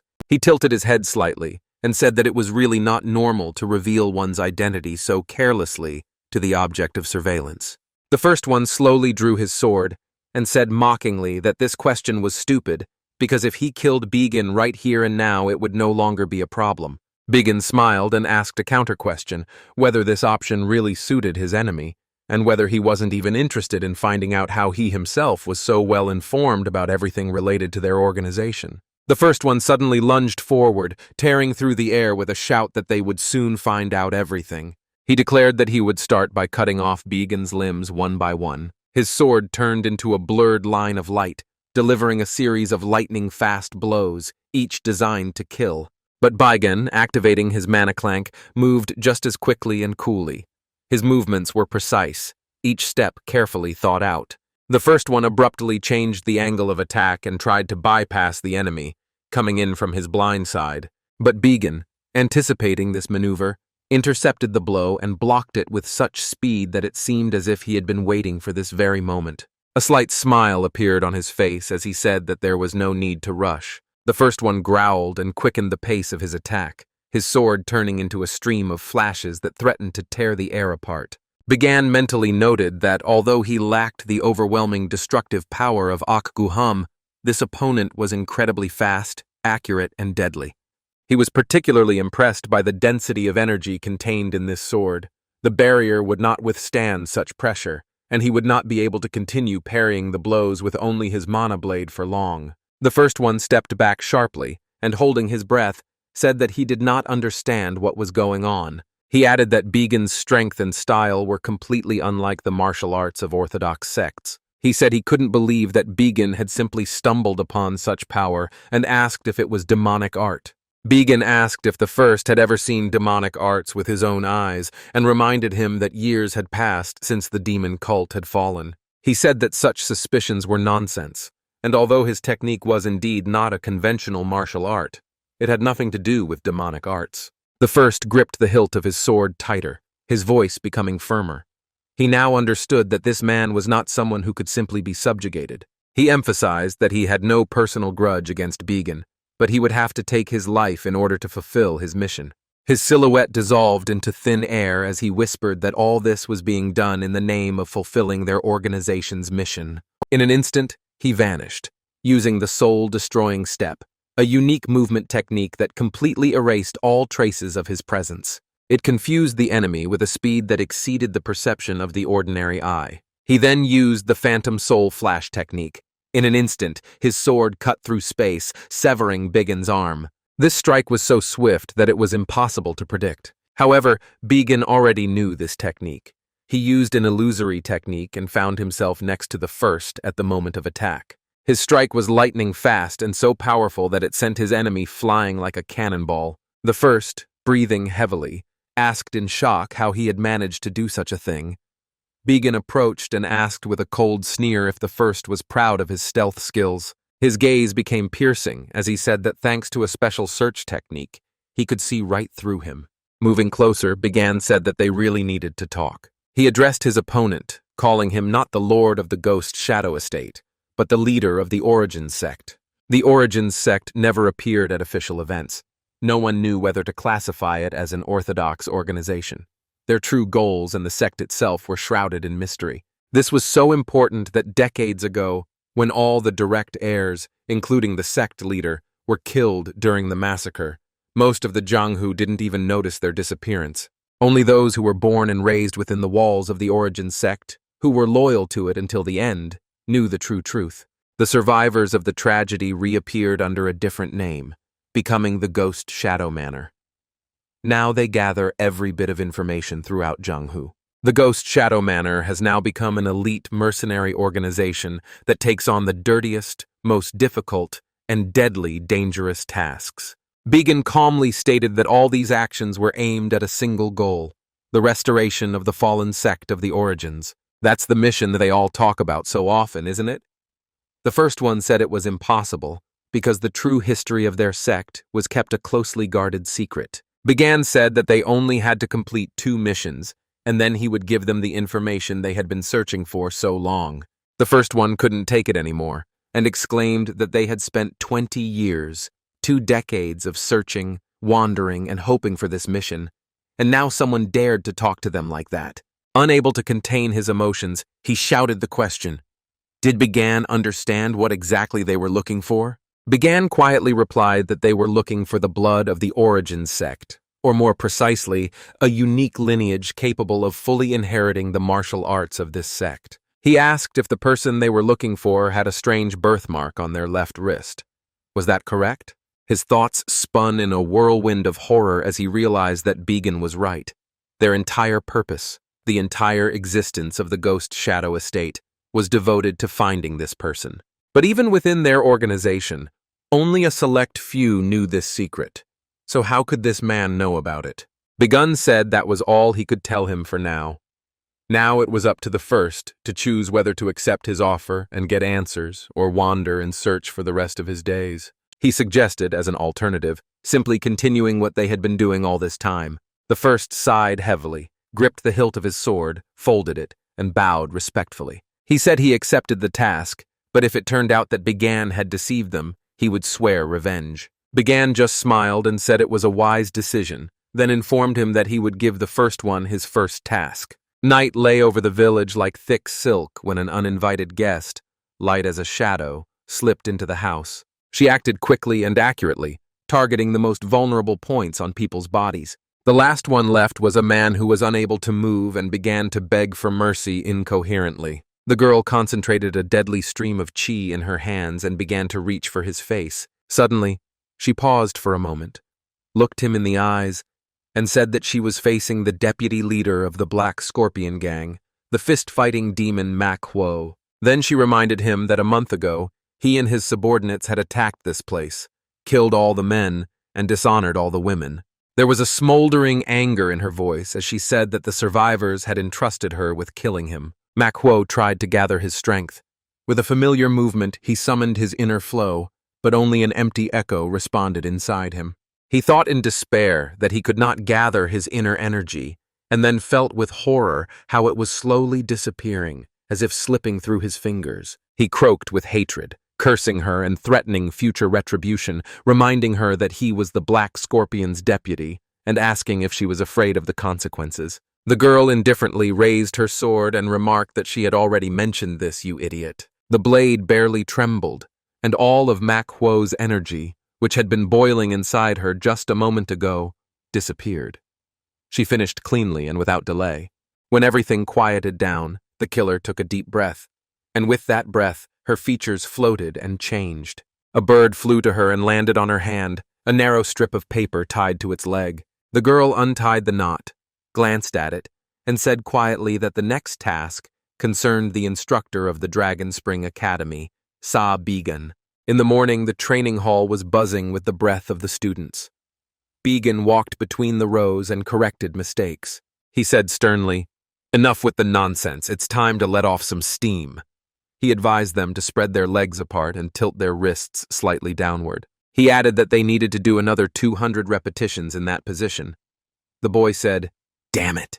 Began asked what kind of disrespectful tone that was and if he really didn't like his methods. The boy quickly said that before he got a slap, he should be given a chance to speak. The boy pointed his finger at Wookyoung and asked why he wasn't being forced to do anything. Began said that Wookyoung was doing just fine on his own. The student blurted out that he wasn't doing anything at all and was probably sleeping. The answer came in the form of a slap on the head.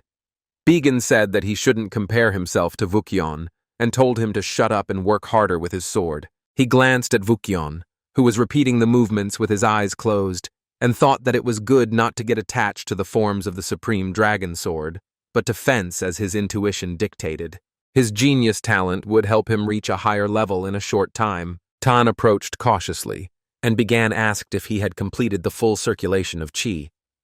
Tan admitted that he had not, and added that he was still nervous. He asked if he could just do as he was told and continue to circulate the energy in a circle. Began replied calmly that there was no other way.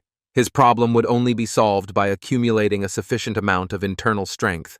Then he added that this was only true if Tan wasn't hiding rare elixirs somewhere. Tan waved his hands and said no, of course not. Began, already leaving, threw over his shoulder that then, apart from eating and sleeping, he should not stop the circulation for a moment. He thought the guy was in too much of a hurry, probably realizing that he had defeated Wookyoung in a duel with cunning and now craving real power. There was nothing to be done about it.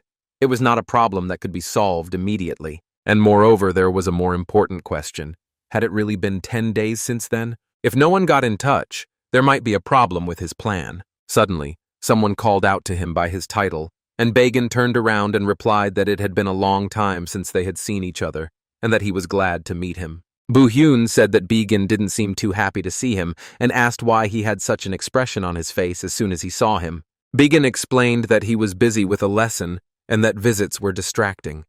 Bu-hyun snorted and said that he had been loafing around since morning. Remembering his murder, he thought that if he hadn't seen that scene, he would have said everything he was thinking. He said that he needed to go to the main hall immediately, because the vice master of the academy, Jung Shomun, wanted to see him. Sim-young said gloomily that he hadn't seen Instructor Sa in a long time and asked how he was doing. Began replied too cheerfully that everything was fine, that it was a pleasure and an honor to teach students with such outstanding talents. And of course, he was grateful to the gifted class system created by the leadership. Semun said he was glad to hear that, but as far as he knew, they were the Dragon Spring Academy, a martial arts academy affiliated with the Orthodox Alliance. After Began's promotion to senior instructor, the Alliance had too many questions. Began asked with a hint of irony if the Alliance was really interested in a simple instructor like him. Semun gently rebuked him, asking him to be more respectful, and informed him that the Alliance had sent an inspector to assist him. A girl in light-colored clothes stepped forward, bowed her head, and introduced herself as May Solen, from the Orthodox Alliance's inspection department. For a brief moment, Began seemed to lose his hearing and froze. The girl called him several times. He came to his senses and said with a sudden lively smile that he apologized and that he was simply enchanted by her beauty. May Solen thanked him for the compliment. Semun explained that Inspector May was a rising star among the Alliance's masters, an incredible talent who had reached great heights at an unprecedented young age. He asked Began to behave carefully and not be rude to her. Began smiled broadly and bowed, replying that of course he understood everything. He remembered the first task he had assigned to the people from the estate of ghostly shadows. A brief conversation with their leader came to mind, and he asked if he knew a killer nicknamed the Heavenly Maiden Who Takes Souls. The leader said he didn't understand why that name was mentioned here, but of course he knew her. A hired killer, working alone, not connected to anyone, she had never failed a single job. He added that he had never met her personally, but her victims were found as if sucked dry from the inside, and rumors say that she is incomparably beautiful. Then he cautiously asked if their mission was to kill the Heavenly Maiden Who Took Souls. Began replied briefly that no, they needed to bring the Heavenly Maiden to the academy. He ordered that Chon Semyun be told that due to unforeseen circumstances, the job would have to be cancelled. After a while, Seomun's anger struck the hall like a clap of thunder. He said it was irresponsible to cancel the order. The former bowed his head, apologized, and explained that an urgent matter had arisen. But in return, he offered a person who was perfectly suited for the task and promised to pay the commission as compensation. He told Biggin that he was able to contact the killer and persuade her, as he had already worked with her. The first man couldn't resist asking why he would do such a foolish thing, because no matter how strong Biggin was, this woman would find a way to kill him. Biggin smiled and asked if he was really worried about him. The first man said that if Biggin died before passing on the promised information, he would be in a difficult dilemma. Biggin said that he was right. The woman was dangerous. Then he added that this was precisely why he needed her even more.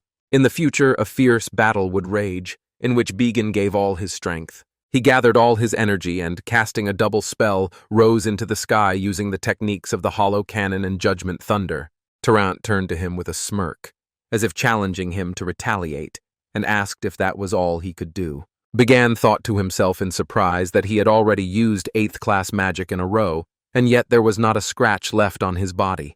Tarrant continued, his voice sounding threatening as he said to resist even more strongly, or else he would be executed immediately. Biggin, with fury cutting through his voice, shouted for him to shut up immediately, "You bastard!" He concentrated his energy, creating a huge seal, and released a powerful atomic explosion. Tarrant reacted in time and reached out his hand, absorbing all of its powerful energy. Recognition flashed through Biggin's mind. It was a 9th-grade spell, a spell of extreme destruction. It does not disappear when touched by one's own hand. Realizing this, he understood that the absorbed energy would return to him twice as strong. He created a high-level shield, but as soon as the beam hit it, the shield instantly shattered. Biggin suddenly opened his eyes and found himself in his room, trembling and breathing heavily. He thought to himself that no matter how many times he went through it, the memory always remained damn awful. After a while, it seemed to him that he had climbed over the highest mountain, and after the regression, the speed of the search and ensuring the safety of Solen became one of the most important priorities.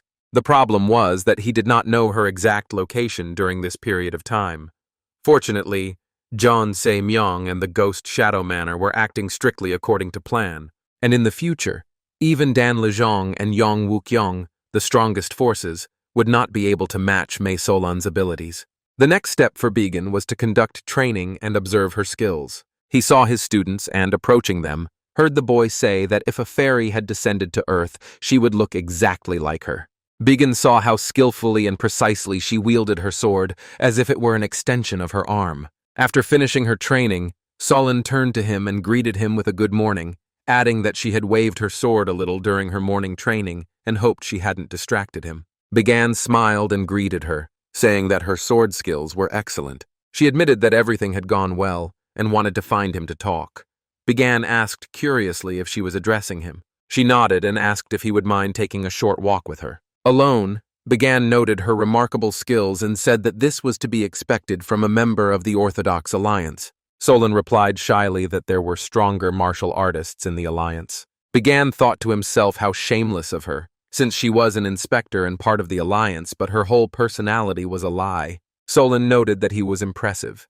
She had recently heard that he had won a public duel with a single blow, and even alone, he managed to defeat the infamous Green Forest Alliance. She admitted that he was much more like an incredible martial arts master than she was. Biggin thought, wow, she had already conducted an investigation, and said that it was just luck, because he had recently stumbled upon a fateful encounter and there was nothing to brag about. Solen said she disagreed, because the students say that although his methods may be cruel lately, he helps them solve problems. He doesn't discriminate based on origin and is a wonderful instructor. Began asked in surprise if that was what the students thought of him and said what good kids they were. Solen added that his hands were covered in calluses and muscles. For more than 10 years, he has not let go of his weapon, not even for a single day. He trains endlessly, despite countless tears. He had suffered countless injuries and recoveries, too many to count. Only in this way could such hands be created. She said that Began should be proud of himself not because of some fateful encounter, but because he is truly a master of martial arts. Then Solen approached and said that he had never told her in detail about that fateful encounter. She asked if he could tell her more about the incident. Began admitted that this power did not come from a miraculous encounter, that he did not want it, and that the reason he claimed otherwise was simply because it was a convenient explanation. He mentioned the cult of the demonic spirit and asked if Solen had heard of a group with that name. Solen grabbed his clothes sharply and asked threateningly how he knew that name. Began covered his face with his hand, hiding his smile, and realized that she had fallen into his trap. Several decades ago, even before the demon invasion began, there was a powerful religious organization known as the Heavenly Demon Sect. It was a demonic cult where seekers of power were initiated into the teachings of the heavenly demon and developed their abilities to terrifying extremes. Their growth became a threat, and the central provinces declared them heretics, launching an offensive to destroy their influence. The result was a great war, one of the bloodiest and most extensive in the history of Jianghu. It happened long before the demons appeared, and in this war, cultists and orthodox believers clashed.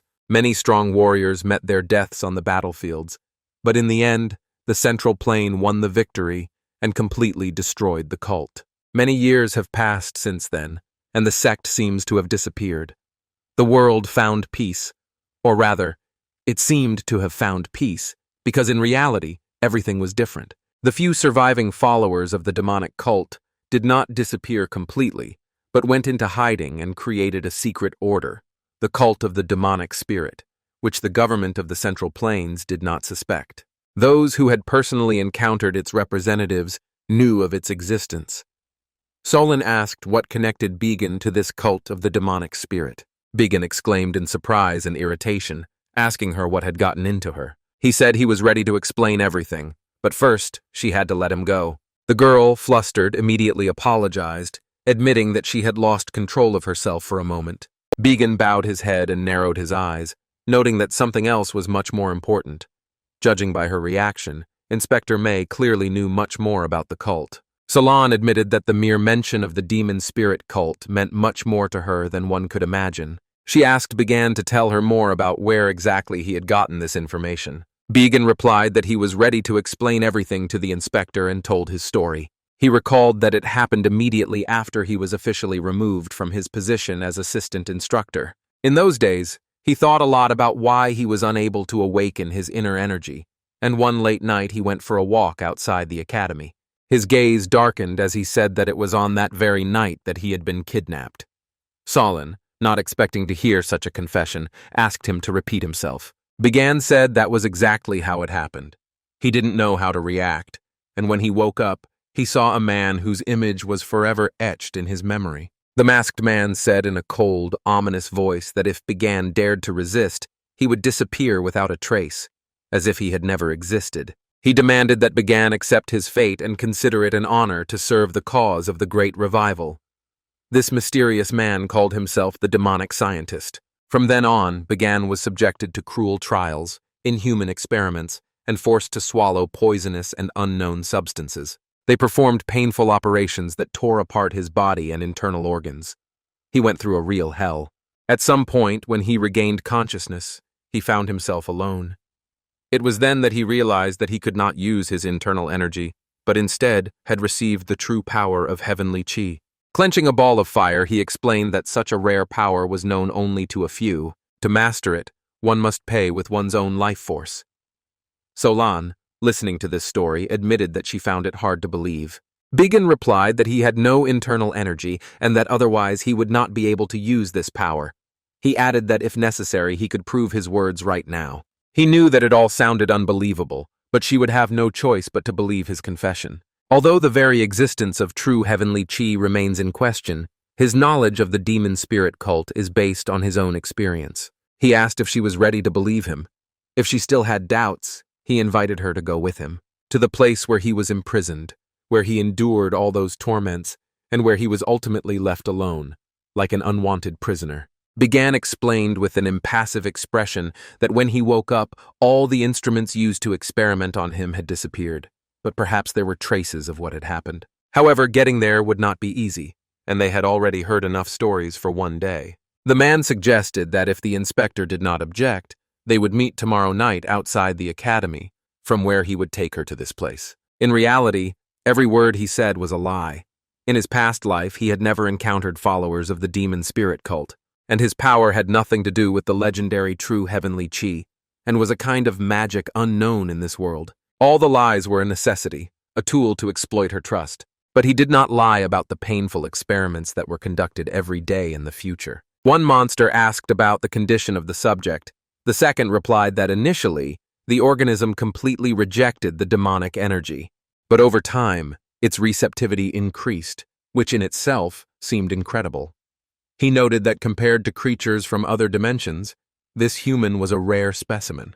The other monster smiled and said that this was curious because by the standards of his own dimension, he was considered one of the weakest representatives of his race. They were ordered to make sure the prisoner did not die too quickly and to expose him to increasingly stronger demonic energy each time. The monster obediently promised to carry out the order. The heavy gate swung open, and the exhausted Biggin was unceremoniously thrown outside. A man standing nearby rushed to him and, seeing the horrific wounds, exclaimed furiously that these demonic creatures were true monsters. Two men who had rushed to his aid lifted him by the shoulders and told him to hold on with all his strength. The girl looked at his wounded body and noted that the enemies had done their best and suggested that this day would be the day of his death. Biggin smiled weakly and confidently declared that she would be next. The girl laughed, reached out her hand to him, and said with a slight sneer that it seemed too early for him to die. Biggin was lost in dark memories of the painful years he had spent in captivity. His thoughts were interrupted by a faint rustle, and he cautiously said that he sensed someone's presence and demanded that they come out of hiding. When no one responded, he picked up a stone from the ground, and the seventh immediately emerged from the bushes, raising his hands and begging him to wait. Biggin said with a cold smile that there was a reason he pretended to fall for their bait and walked away. He asked if the guy really thought he wouldn't notice the surveillance if he left only one person watching him. The guy sighed heavily and said with annoyance that the plan had failed.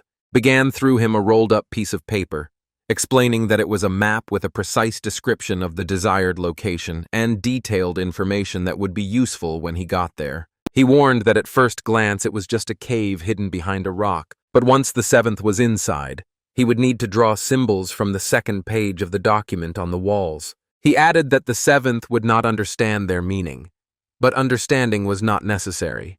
The main thing was to complete the work before dawn. The seventh raised his hand and said indignantly that Biggin was talking as if he expected him to go there right now and complete the entire task. Biggin confirmed his guess with a slight smile. The seventh indignantly asked why he had to do it. But when he met Biggin's cold gaze and sensed the threat in his voice, he fell silent. Then, gritting his teeth, he turned and ran away, shouting curses as he ran. Biggin shouted after him to finish the job before morning. He understood that it would be difficult to completely mark out such a large area in one night. But even partially completed work will ensure that the symbols are visible to everyone who passes by. After that, everything will be completely under his control. In the evening, Semyun inquired about the progress of the investigation. Heavenly Maiden, who takes souls. Solen, with obvious displeasure in her voice, ordered him to call her by her name and not use a nickname that only provoked laughter and awkwardness. Semyun immediately apologized. He asked if she had managed to find out anything about the place Biggin had mentioned. Solen was lost in her own thoughts, reflecting on the fact that such power was not a blessing, and even she herself would not want to possess such a gift. She replied that she could not report anything definite yet, and that she would need more time to avoid mistakes and obtain accurate information. Semyun asked her to treat this investigation with the utmost care, noting that Biggin's actions had recently seemed suspicious and inexplicable. He said that if it turned out that he was a spy sent by a dangerous group, it would pose a serious threat to the entire Orthodox Alliance. Solen calmly replied that it did not matter to her whether he was a follower of the Alliance or the demon cult. But for the sake of the operation going smoothly, she would check a few details. Semyon asked in surprise what exactly she was going to check. At that moment, Solen abruptly plunged her blade into the wooden table. She coldly stated that if it turned out that Bagan had a dark past or hidden motives, she would not object to cutting his throat. Her eyes flashed with icy determination, and a thought flashed through her mind that it didn't matter if it all turned out to be a lie or a trap. If Bagan really dared to deceive her with such petty schemes, she would wring every confession out of him, and his death would be painful and long. The next morning, Bagan sat in the lotus position to focus on controlling and feeling the flow of mana running through his body. He focused on the middle energy core, where mana regeneration took place, and felt that it had become significantly stronger thanks to the high-quality mana stone he had absorbed earlier. Despite the progress he had made, Bagan admitted with slight disappointment that his power level was still limited to that of a 6th circle mage. He noted that he was already capable of fighting 1 or 2 masters of the highest rank, and there was almost no one at the academy who could pose a threat to him, except for one person who stood apart from the rest. Bagan exhaled and focused on the tiny lower core, clearly feeling the internal energy. There were no problems with the vessels, meridians, or practice. His rare, cursed constitution remained a mystery even to Master Jin Beck, known for his impeccable reputation and profound knowledge. However, Bagan reflected, it was this very feature of his body that had allowed him to survive in the past and find himself in this place. He remembered the days when he knew only the simplest techniques and barely understood martial arts. But he was not killed. Instead, he was turned into a subject of cruel experiments because of his rare constitution. Bagan's thoughts were interrupted by the voice of the 7th, who had returned from his night mission. He asked discontentedly what Bagan was doing, whether he was cultivating his energy or doing something similar. The guy sighed wearily and complained that he had spent the whole night on his feet, following his instructions and performing many strange and absurd actions. Bagan opened his eyes and looked at him, asking what exactly he had asked him to do. The 7th exploded with a shout, indignantly declaring that Bagan had lost his mind. Putting on his shirt, Bagan calmly replied that he was only joking, praised the 7th for his work, and added that he could now leave and rest. When the 7th left, Bagan took a deep breath and thought that now there was only one thing left to do. He got up, got fully dressed, and headed to the training hall to check on his students' progress. He calmly thought about his upcoming meeting with May Solen, to whom he was going to show the cave disguised as the hideout of the cult of the demonic spirit, and think of a plausible legend to convince her. He noted that the scene looked messy, but that didn't matter. The main trump card was the barrier set up by the demons, which the masters considered heretical witchcraft, accessible only to fanatics and occultists. The main thing was that Solen could not find reliable information about the cult of the demonic spirit, which made his plan an effective trap, even if she suspected something and had to follow the bait. Bagan felt a powerful surge of mana and turned toward its source.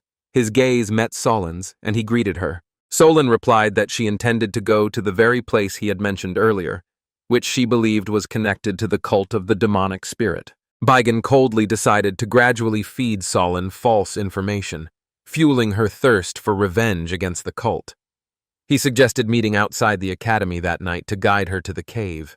Bagan's memories took him far back into the past, to the time when he was a prisoner of demons. The man's body writhed in pain. He screamed and choked on his own blood, unable to contain his agony. Bagan furiously pounded his fists on the massive metal door, shouting that if they continued to mock him, he would die. In response to his cries, Solen, who was nearby, said in a quiet voice that he should stop, because it was already too late. Hearing her words, Bagan lowered his hands, realizing the futility of resistance. After a while, the demons entered and, as if dragging a doll, took away the man's lifeless body. Solen watched silently, then said quietly that now only the 2 of them remained. She wondered if they were the last surviving martial arts masters. Bagan slowly shook his head and said that it was too early to draw such conclusions, that perhaps there were still living masters somewhere in other camps. Solen sighed heavily and admitted that she hated this life full of pain and fear, and that it would be much easier for her to die on the battlefield than to endure such humiliation. A moment later, she asked if he wanted to hear something funny, and admitted that this was not the first time this had happened to her. Began asked in surprise if this had happened to her while working in Jianghu. She said quietly that it was the cult of the demonic spirit, and added that there was no point in talking about it because Began would not be able to understand anyway. Began, watching the flickering light, asked if it was an ability, an art of energy absorption, or a side effect of the experiments. Solen admitted that she was sharing this for the first time in many years. Began nodded, noting that the ability had worked on the monsters, and admitted that he had not expected such a skill to emerge from the experiments. He cautiously asked if she had managed to get her revenge. Solen sighed deeply and quietly replied that, to be more precise, she had given up. In 10 years of searching, she had not been able to find a single trace of the cult of the demonic spirit. Ultimately, she realized that the organization was too large and beyond her reach. Then she asked if he knew why she had voluntarily joined the war. Began replied that it was probably for her own future and for the survival of martial artists. Solen said that while the others were desperately fighting to protect Jianghu from monsters from another dimension, she was acting like a nobody, tired of life. She admitted that she was too cowardly to kill herself and joined the war to find death, but she did not expect to die slowly here. Began, sensing the weight of her words, gently said that they should not give up and act as if everything was already over because they were still alive. He added that no one would die here just because their spirit was broken, and that they had to grit their teeth and survive. Solen clenched her fists and said that if they managed to escape somehow, but Began interrupted and said that there would be no ifs. They would do it, and then track down the cult of the demonic spirit to take revenge, and he would help her. He asked if hope was kindling in her heart. Solen smiled, a slight irony flashing in her eyes, and said that he still saw her as weak, just a cripple who was unable to use her inner energy. Began took a deep breath, realizing that the memories he had long buried were beginning to resurface in his mind. He understood that this was because he had met her again after returning to the past. He was angry with himself and firmly decided that there was no time for meaningless emotions. The main thing now was to secure a strong position for Solen on the chessboard, because even if she herself was not yet aware of her abilities, they remained the key to victory. He decided not to waste time on apologies and requests for understanding. He had come too far to waste moments on such feelings. Meanwhile, Solen carefully examined the perimeter and realized that she had thoroughly checked everything around her, but found no traps or suspicious traces. She thought that perhaps someone had set something up in the place Began had mentioned. A thought flashed through her mind that perhaps he himself had once been captured by representatives of the cult of the demonic spirit. Suddenly, she sensed someone approaching and said that he had arrived quite early. Solen slowly turned around and saw a man who immediately rushed to attack her, causing her to freeze in surprise. The girl ran along the snow-covered road, her little feet leaving tracks in the white snow. She sang happily that the snowflakes were cold, and her laughter was loud and joyful. Her father watched her with a smile and said that even in such weather, the girl liked to run in the snow. Her mother warned her to be careful not to hurt herself. Suddenly, the girl tripped over a rock and fell, sliding down the snow, and tears immediately glistened on her cheeks. Her mother knelt down beside her and comforted her, gently asking if she could get up. But Solen suddenly heard a nasty voice telling the bitch to wake up. In front of her was a man who radiated danger. He declared angrily that he would avenge his brother, whom she had killed. Solen realized that he was the leader of the Outcasts gang, known as Black Retribution. The gang he belonged to was notorious for robbery, murder, kidnapping, and slave trade. There were no boundaries for them. Solen, realizing the danger of the situation, thought that she would never have expected the gang leader and his deputy to be brothers. She had let her guard down, trusting her usual caution, and now her attention was distracted as soon as the words about the demonic spirit cult reached her ears. Visang Tak said that when he was told about his younger brother's pain, he first thought that Solen had seduced him with her looks. Now he was surprised that her martial arts skills were so perfect, which had caused a lot of bloodshed. Solen smiled coldly and retorted that he was too talkative, as if he wanted to have fun like his dead brother. Then she asked if that was why he had gone to such lengths to catch her. The man smiled maliciously, noting that she was smart, and that if he had wanted to kill her right away, he would have done so. If the rumors had been false, she would have been destroyed with a single blow of his sword. He grabbed her hair sharply, lifting her off the ground, and said that he never expected the heavenly maiden to be so beautiful, and that today he would enjoy heavenly pleasures. Taking out his sword, he said that first he would cut off both her hands, with which, according to rumors, she drew out internal energy. And after all his subordinates were satisfied, he intended to kill her, carefully cutting every piece of her beautiful skin from her bones. He said that wasn't he at least obliged to do this so that his younger brother could rest peacefully in his grave? Solen noted that such a method was too dirty to be called revenge. She thought she sincerely believed that she had finally found the most important clue that would lead her to those bastards hiding in the shadows. But was she now destined to meet her death at the hands of these savage creatures, for whom human life meant nothing? She reasoned that perhaps, for a mercenary blinded by the thirst for revenge, such an end was quite fitting. The crowd shouted that the boss should cut off her hands and start the fun, that it was time for everyone to have a good time. But suddenly, the atmosphere in the room changed. Bigan appeared out of nowhere. All his clothes were smeared with blood. Powerful mana flowed heavily around his body. Solen looked up in shock, her lips breaking into a whisper as she barely audibly uttered the instructor's name. She called out to him, but when she saw his face, she immediately fell silent, her heart filled with fear. The man jumped out of the shadows and, swinging a heavy hammer, yelled furiously, demanding to know who he was. But Bigan caught the movement behind him before the blow reached its target. His body lunged forward, and he used the rush technique. A moment later, he was behind his enemy, grabbed him by the neck, and lifted him into the air. He said furiously that they should understand that their actions had nearly ruined the plan he had been building in his head for centuries. In the next second, Bigan activated the lightning strike technique, and the enemy's body was illuminated by flashes of blue light. Lightning wrapped around his flesh, causing unbearable torment. Every cell in his body burning with pain, and in a matter of moments, there was nothing left of the enemy. One of the thugs asked in bewilderment what that was. Was it really lightning? San barked at his men, calling them idiots and ordering them to stop standing there like statues. The crowd rushed into the attack. Bigan contemptuously threw the dead body aside and instantly activated the blick technique. His figure seemed to dissolve into thin air.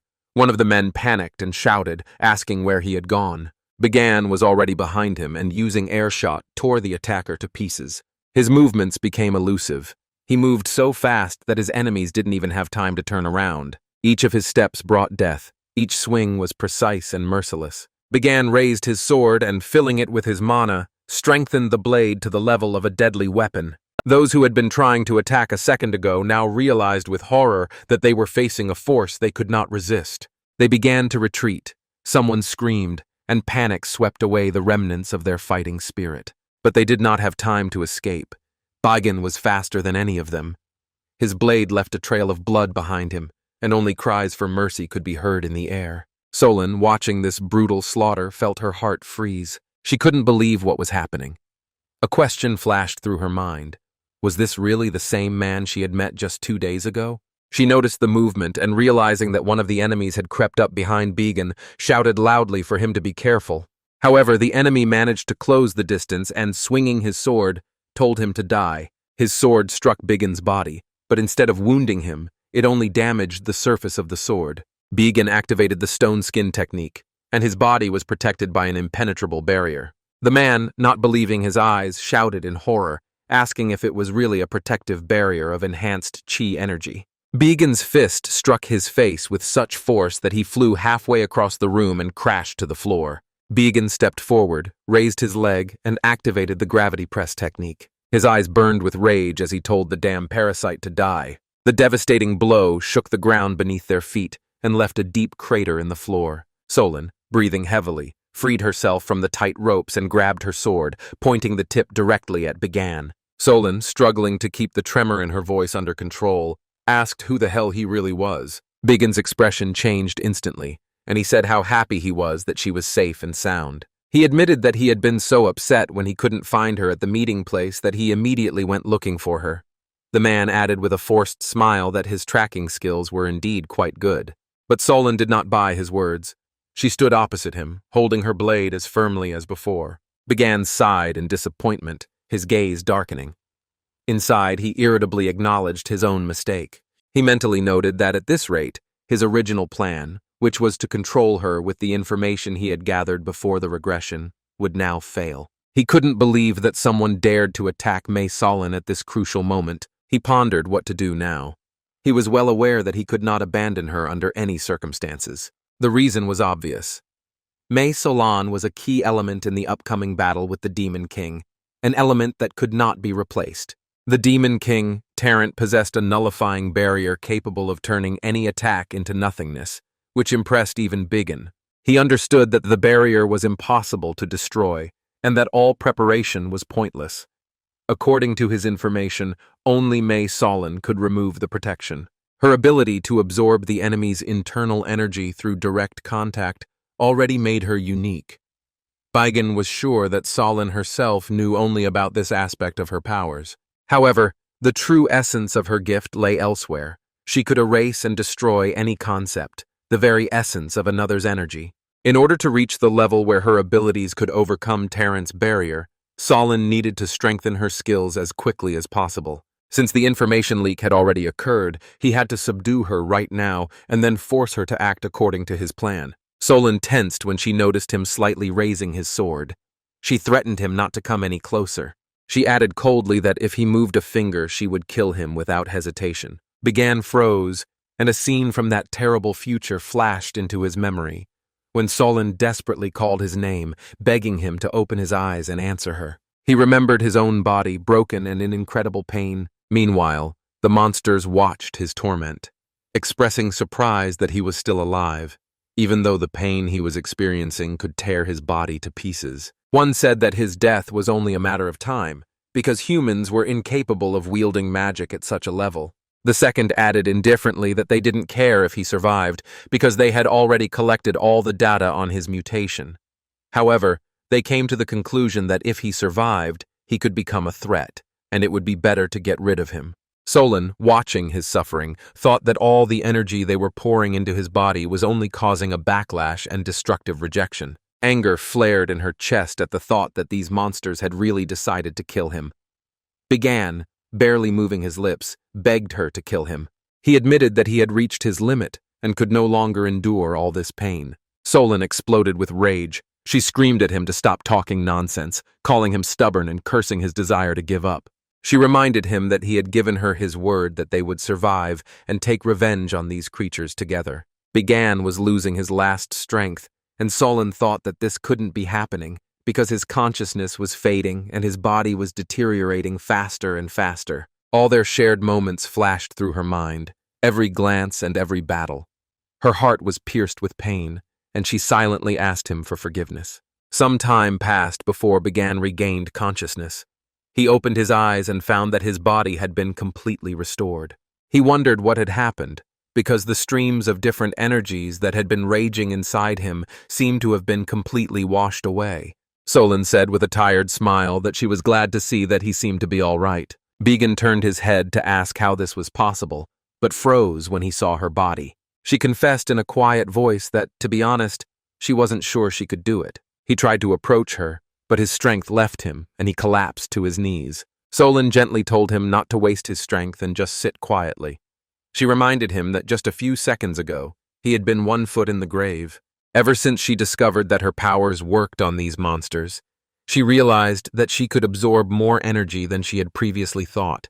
She smiled and admitted that she had somehow managed to absorb all that power, but the energy was too foreign, so she couldn't get rid of it. Perhaps things would have turned out differently if she had discovered this ability a little earlier. Biggin desperately declared that she was a crazy woman and that now was not the time for chatter, because she was dying in his place. His voice broke into a cry as he asked her why she had done it. Solen smiled weakly and quietly reminded him that he himself had said that they should not give up. Shouldn't he be held accountable for his own words? Through his tears, Biggin croaked that she was a foolish woman, because he had only said that so she would continue living. Solen looked him in the eyes and said that he had to go on living, and at least occasionally remember this foolish woman. In his memories, everything before Biggin's eyes plunged into darkness, and then he seemed to return to the present. The next second, his fingers relaxed and the sword fell to the ground with a dull thud. He slowly looked up at Solen and said in an even voice that she should calm down, because there was no longer any threat to her. Solen did not lower her blade and asked suspiciously if he thought she would believe his words. She demanded an explanation of how he knew she was being held here, and those strange martial arts he had used earlier could hardly be called ordinary techniques. Solen added sharply that everything he had said about the demonic cult from the very beginning was a lie. Her voice became stern and firm as she demanded an answer to the main question. What was his true identity? Begane took a deep breath and said that even if he answered that question now, she still wouldn't believe a word he said, so instead he would tell her what he could do for her. Solen narrowed her eyes and asked coldly what exactly he meant. Begane said that first, he would help her take revenge on the demonic cult. Second, he would make her martial arts and energy absorption abilities stronger than they were now. Third, he would take full responsibility for her life and protect her from all threats that came her way, just as he had just saved her. He reached out his hand to her and said that in exchange for all this, he asked for only one thing. Let her stay with him. Let her be close to him, and nothing else. Solen exclaimed with obvious distrust. How could he say such nonsense? She pressed her lips together and asked suspiciously if he was going to make her his concubine. Begane calmly but firmly replied that she was mistaken and that he meant exactly what he said, no more, no less. The man explained that it would be more difficult for him to act if she were in danger and suddenly died, as had almost happened this time. Solen said that he was talking nonsense just to distract her after revealing the truth. She furiously accused him of wanting to tame and subjugate her. Squinting, she added that he'd better disappear because he was a pervert, and she would rather die than let him get his way. Begane asked if she was really so sure of her words. He asked if she would be at peace even after taking such a step, adding that her parents would be very sad if she died. He pronounced that name, Lanlin, with particular warmth, as if recalling the past. A memory came to her mind of when she was just a baby. Then her mother, holding the baby in her arms, asked the old man anxiously what was happening to their daughter. The old man shook his head and said that she had no physical ailments, but, unfortunately, her fate was extremely difficult and full of dangers. Her mother was outraged by his words and exclaimed that he was saying something strange and frightening. Then the old man gently asked if they had already named their daughter. The father replied that they had not yet decided on a name. The old man said that they should name the girl Solen, which means winter orchid. He explained that names have great power, and this name would help the girl survive even in severe frosts. When Solen grew up a little, she indignantly told her parents that they had been foolish to believe in such predictions. Her father replied that they had never believed in these fairy tales and were simply very worried about her and could not have done otherwise. Her mother added that this was precisely why, after leaving the old man, they decided to give her another name.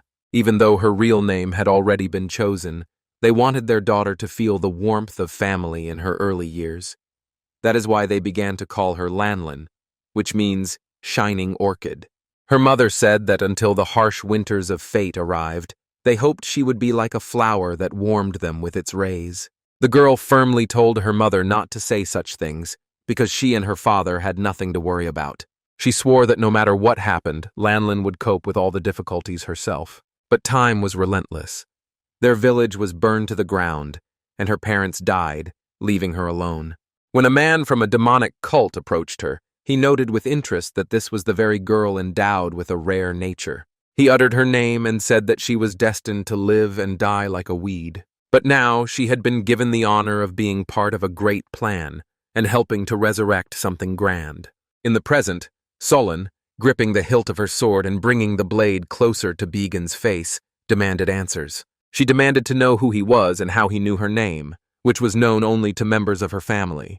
Begane pushed the blade away slightly and replied with cold certainty that she would not believe his words even if he told her the truth. He said that in the current situation, he had told her everything he could, and now the choice was hers. In conclusion, he emphasized that his promises were not empty words and hoped that she would think carefully before making her decision. After that, he calmly left, leaving Solen alone with her thoughts and doubts. Meanwhile, Seven had been waiting patiently for Begane in his room for a long time. When he returned, the seventh jumped up to him indignantly and asked where he had been wandering in the middle of the night. He demanded an explanation for the work he had been assigned. saying that he had wasted a lot of time and run around like an idiot for a task he had been given the day before yesterday. But when he met Biggin's stern gaze, Seventh instantly backed down. He muttered that he could see how tired he was and that they would talk later. After these words, he hurriedly ran away. Biggin collapsed onto the bed, exhausted, and the thought flashed through his mind that everything had gone completely wrong. The next day, he again watched the students work closely, giving advice and correcting mistakes where necessary. He thought that Solen would surely just leave. Even if she wanted to take revenge on the demonic cult, she would never trust him because he was too suspicious and dangerous. He understood that in her place, he would have done the same and conducted his own investigation alone. Biggin mentally cursed himself, calling himself an idiot who was ready to ruin the whole plan because of events that happened 200 years ago. He decided that it was not too late, that he should go after her and do everything he could to change the situation. At that moment, Somo, noticing the inspector behind Biggin, greeted her warmly. Solen smiled and said that his name seemed to be So-So, adding a wish for a good morning. The girl politely greeted Instructor Sa, apologized for distracting him during class, and politely asked if he could spare her a little time. Biggin immediately agreed and gestured to his students to focus on their training. Solen approached him and suggested they switch to a more informal conversation, asking him to extend his hand. Biggin silently held out his palm, allowing her to touch it, and watched her actions. Solen frowned and said that there were no traces of internal energy in his vessels, and coldly acknowledged that he really couldn't use it. Biggin asked if she believed him now. Solen pulled her hand away and said that his words were ridiculous. She added that after all his lies, it was foolish to expect trust, reminding him that from their first meeting, everything had been a deception, his innate abilities and the story about his abduction by a cult. Biggin calmly admitted that this was true and wanted her to investigate him specifically. Solen irritably called him an idiot and declared that he had only gotten close to her for his own purposes. She wanted to know who he really was, what his true goals were, and how he had learned about her past. Solen said she wanted to get all the answers out of him right now, but she understood that he was not the type to reveal his secrets so easily. So she decided to let him deceive her one last time. Biggin admitted that he thought she would just leave. Solen said that was exactly what she should have done, because it was impossible to believe the words of such a liar. She said she didn't care about anything else, but he had to keep one promise. He had to take revenge on the demonic cult, no matter what it took. If that turns out to be a lie, she added, then she will kill him with her own hands. Biggin laughed and replied that he swore to fulfill this promise and would definitely take revenge on the cult, as she wished. Solen looked at him intently and said that one phrase bothered her. How did he know her childhood nickname, a secret unknown even to the demonic cult? A picture from the past flashed through his mind. Solen whispered as she disappeared that she had one last request. A faint smile touched her lips as she confessed that her parents had given her a second name when she was very young. It had been a happy time, short and bright, but now so distant. She laughed softly, reminding him that Lanlin meant shining orchid, and asked if that name wasn't perfect for her current state. She asked that he remember her only as a beautiful memory, and that all the scenes that brought sadness and suffering be erased. The memories disappeared as quickly as they had appeared. Biggin smiled and said quietly that he had already told her she would never believe him. Ninsoso looked up when she introduced herself, noting that she was a freshman at the Dragon Spring Academy. She confessed that she was now facing the greatest challenge of her life, a crisis that affected not only her, but the fate of their entire class. The girl told So-So to stop hesitating and start answering directly. Another added that if she decided to lie, the consequences would be serious, and that it was better to tell the truth. The leader of the group said that So-So should tell everything without hiding anything. If, for any reason, their class committed actions that could tarnish the academy's name, she was obliged to take action, even if it meant reporting the incident to the family elders. So thought that this girl was a freshman like her, only she studied in the Flying Dragon class. She was known as the Golden Jade Leaf, a representative of the noble Mok family, one of the most famous families among the Orthodox. So had heard that the academy received annual support from the Mok family, and if the girl said anything bad about the class, the consequences could be disastrous. Half the class could disappear. She mentally turned to Biggin, telling him not to worry, because she would prove the class's ability and protect her classmates from any interference from the noble Mok family. She began to tell how she spent hours in the training hall, perfecting her movements and practicing each turn until it became automatic. Solen watched her and finally said with a slight smile that her movements had become noticeably smoother than before. But there was still too much force going into the turns, and she advised her to avoid sudden transitions. This was Inspector May Solen, who had been at the academy for about 2 weeks. At first, Soso was a little nervous about her presence, as there were rumors that Solen kept a close eye on the class. But after spending time with her, she was relieved to see that she was a kind and gentle person. Suddenly, Bigen's loud voice interrupted everyone's thoughts. He announced a general assembly and said he had an important announcement to make. Unrolling a scroll, he solemnly announced that from that day on, the class would have an official name. One of the students asked in surprise about the meaning of the name Special Purpose Class. Bigen calmly explained that it reflected the class's goal, which was unattainable for the other students at the academy. Tan did not hide his curiosity and asked what the purpose of the class was. Bigen explained that the main mission was to protect the martial arts world of the Central Plains. This man is their class teacher, Sabagan, an instructor who, despite his eccentricities, is still a remarkable master. Although he was initially known for his complete inability to use internal energy, a month ago he surprised everyone by demonstrating incredible ki skills at a public event. He then successfully passed the promotion exam and became the instructor responsible for their class. Solen, who was watching the scene, asked with a slight sneer if Bigen was going to make the students train hard for some childish fun. Bigen replied that this was a serious task to protect the martial arts world of the Central Plains, and it was not a game at all. Solen narrowed her eyes and asked if he had permission to use that name for the class. Bigen smiled and suggested that they get permission together, and she reluctantly agreed to accompany him. Initially, they addressed each other formally, but over time, minor arguments became more frequent. Solen felt that the invisible wall between them had collapsed, creating tension and an unusual bond that gradually brought them closer together. The girl interrupted the story and said that enough was enough with the unnecessary conversation. She didn't think it was necessary to waste time on the love story of two instructors. Soso, without losing her composure, replied that she had been told to tell absolutely everything. Then who did they want to hear about? Manhwa, with obvious impatience, said that he didn't care about the others, but he wanted to know how things were going with Yeon Wook-yeon. Soso paused for a moment, wondering why the attention was focused on only one person. She began her story, explaining that at first, Yeon Wook-yeon refused to transfer to their class, just like Danhwa, but, as everyone knows, after an argument with the instructor, he decided to stay. Still, in her opinion, there was nothing special to say about Wook-yeon. Soso noted that he had not undergone any of the basic training that the others had undergone. Upon hearing this, Danhwa furiously asked if the instructor was neglecting Wook-yeon. She said that she had seen him fight with instructor Bigen several times. As far as she knew, Wook-yeon was the only one in the class who dared to cross swords with the master. Soso added that she spent most of her time standing motionless in front of the scarecrow, because the instructor had even warned them not to interfere with the training. Danhwa asked if that meant Wook-yeon was completely satisfied with his situation.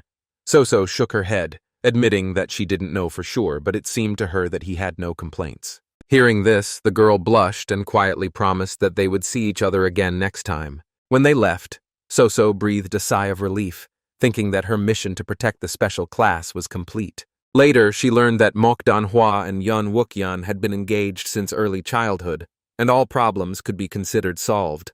In the evening, a ghostly shadow moved cautiously across the rooftops, trying to remain unnoticed. But suddenly, she heard the familiar voice of Biga behind her, saying that they hadn't seen each other in a long time. The first, slightly surprised, noted that this was impressive, because he had used the strongest concealment technique. But Bigen calmly reminded him that his famous techniques did not work here. He asked if the fact that he had come in person meant that the task entrusted to him had been completed. The first one deftly threw a small glass jar into Bigen's hand. When he looked inside the vessel, he froze, and his gaze reflected recognition that the creature before him could not be confused with anything else. The first one said that the find was related to the second part of Bigen's task. The location was unknown, but it was likely a remote area of Hubei or Chongqing province, with a sparse population and a heavily altered, bizarre environment. Finding such a place was a key objective that matched Bigen's request. He admitted that he had expected a long search, given the enormous area to be investigated, but to his own surprise, he managed it much faster. This was because what he saw was impossible to miss. It was a sight that burned itself into the memory of anyone who saw it even once. After that, the first asked for an explanation of what kind of place it was, since even he could not fully understand its nature. Bigan said that in any case, the first would not believe him, even if he explained everything in words. Without hesitation, he crushed the creature in the jar. Drops of murky liquid ran down his hand, and he said grimly that it was easiest to call it a sign of catastrophe. The invasion of the demon race into this world was supposed to happen in 10 years. Now he clearly realized that the signs of this catastrophe had begun to appear long before it began. 4 or 5 years before the invasion, strange plants and animals that had never been seen there before appeared in the Central Plains. 2 years before the invasion, mutated beasts began attacking humans. And 6 months before the catastrophe, humanity was faced with mysterious and inexplicable diseases that spread at an alarming rate. All this was the work of demons who used highly concentrated forms of mana, scattering them across the plains and altering the nature of the earth itself, turning future battlefields into an environment convenient for themselves. This strategy was called terraforming, and he learned about it later, already as a prisoner of the demonic army. The question he asked himself over and over again was forever etched in his memory. What happened in those places where the giant interdimensional gates first opened in the Central Plains? Then, during the invasion itself, an entire city was wiped off the face of the earth in a single day. And shortly thereafter, the largest gate known to mankind was discovered in Hubei province. He gathered all the known facts and came to the conclusion that the terraforming process might already have been launched. At the time, it was only a hypothesis, but now he had direct evidence in his hands. With these thoughts in mind, Bigan performed a cleansing ritual, removed the traces of blood from the creature he had just destroyed, and said that the job had been done perfectly. He added that he would pass on the information in a few days through his subordinate, as he needed time to systematize the data, and the first would have to wait. The first asked a direct question about his true nature. He said that Bigan was clearly hiding something and knew much more than he was saying. Bigan sighed deeply and said that he had already said that if he told the truth now, the first would not believe him anyway. There was no need to rush. When the right moment came, he would tell the whole truth, even if his interlocutor begged him to remain silent, and so he could only wait for that day to come. After these words, Bigan thought that perhaps it was time to start preparing to leave this cursed academy. The next day, there was a conversation between 2 instructors at the academy.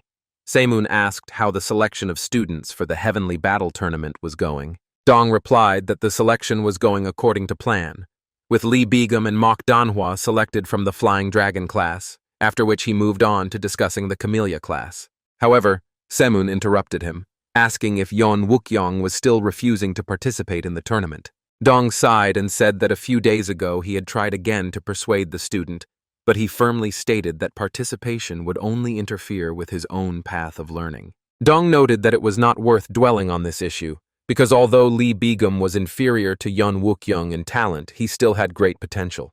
Semun agreed, but emphasized that the selection process should be as strict as possible, because the tournament is the Academy's most important event in the outside world. The event was organized by the Ort Alliance, in which 3 great academies participated: the White Military Academy, the Heavenly Academy, and the Dragon Spring Academy. The best students gathered there to test their skills and compete with each other.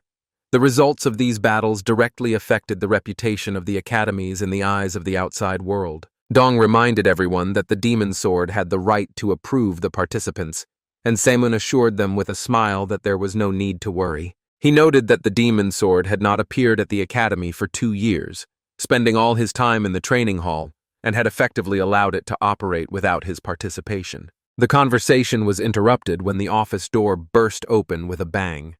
Bigan entered, pushing it open with his foot, and said he apologized for his intrusion. Then, glancing at those gathered, he added with liveliness in his voice that he was glad to see the very people he was looking for.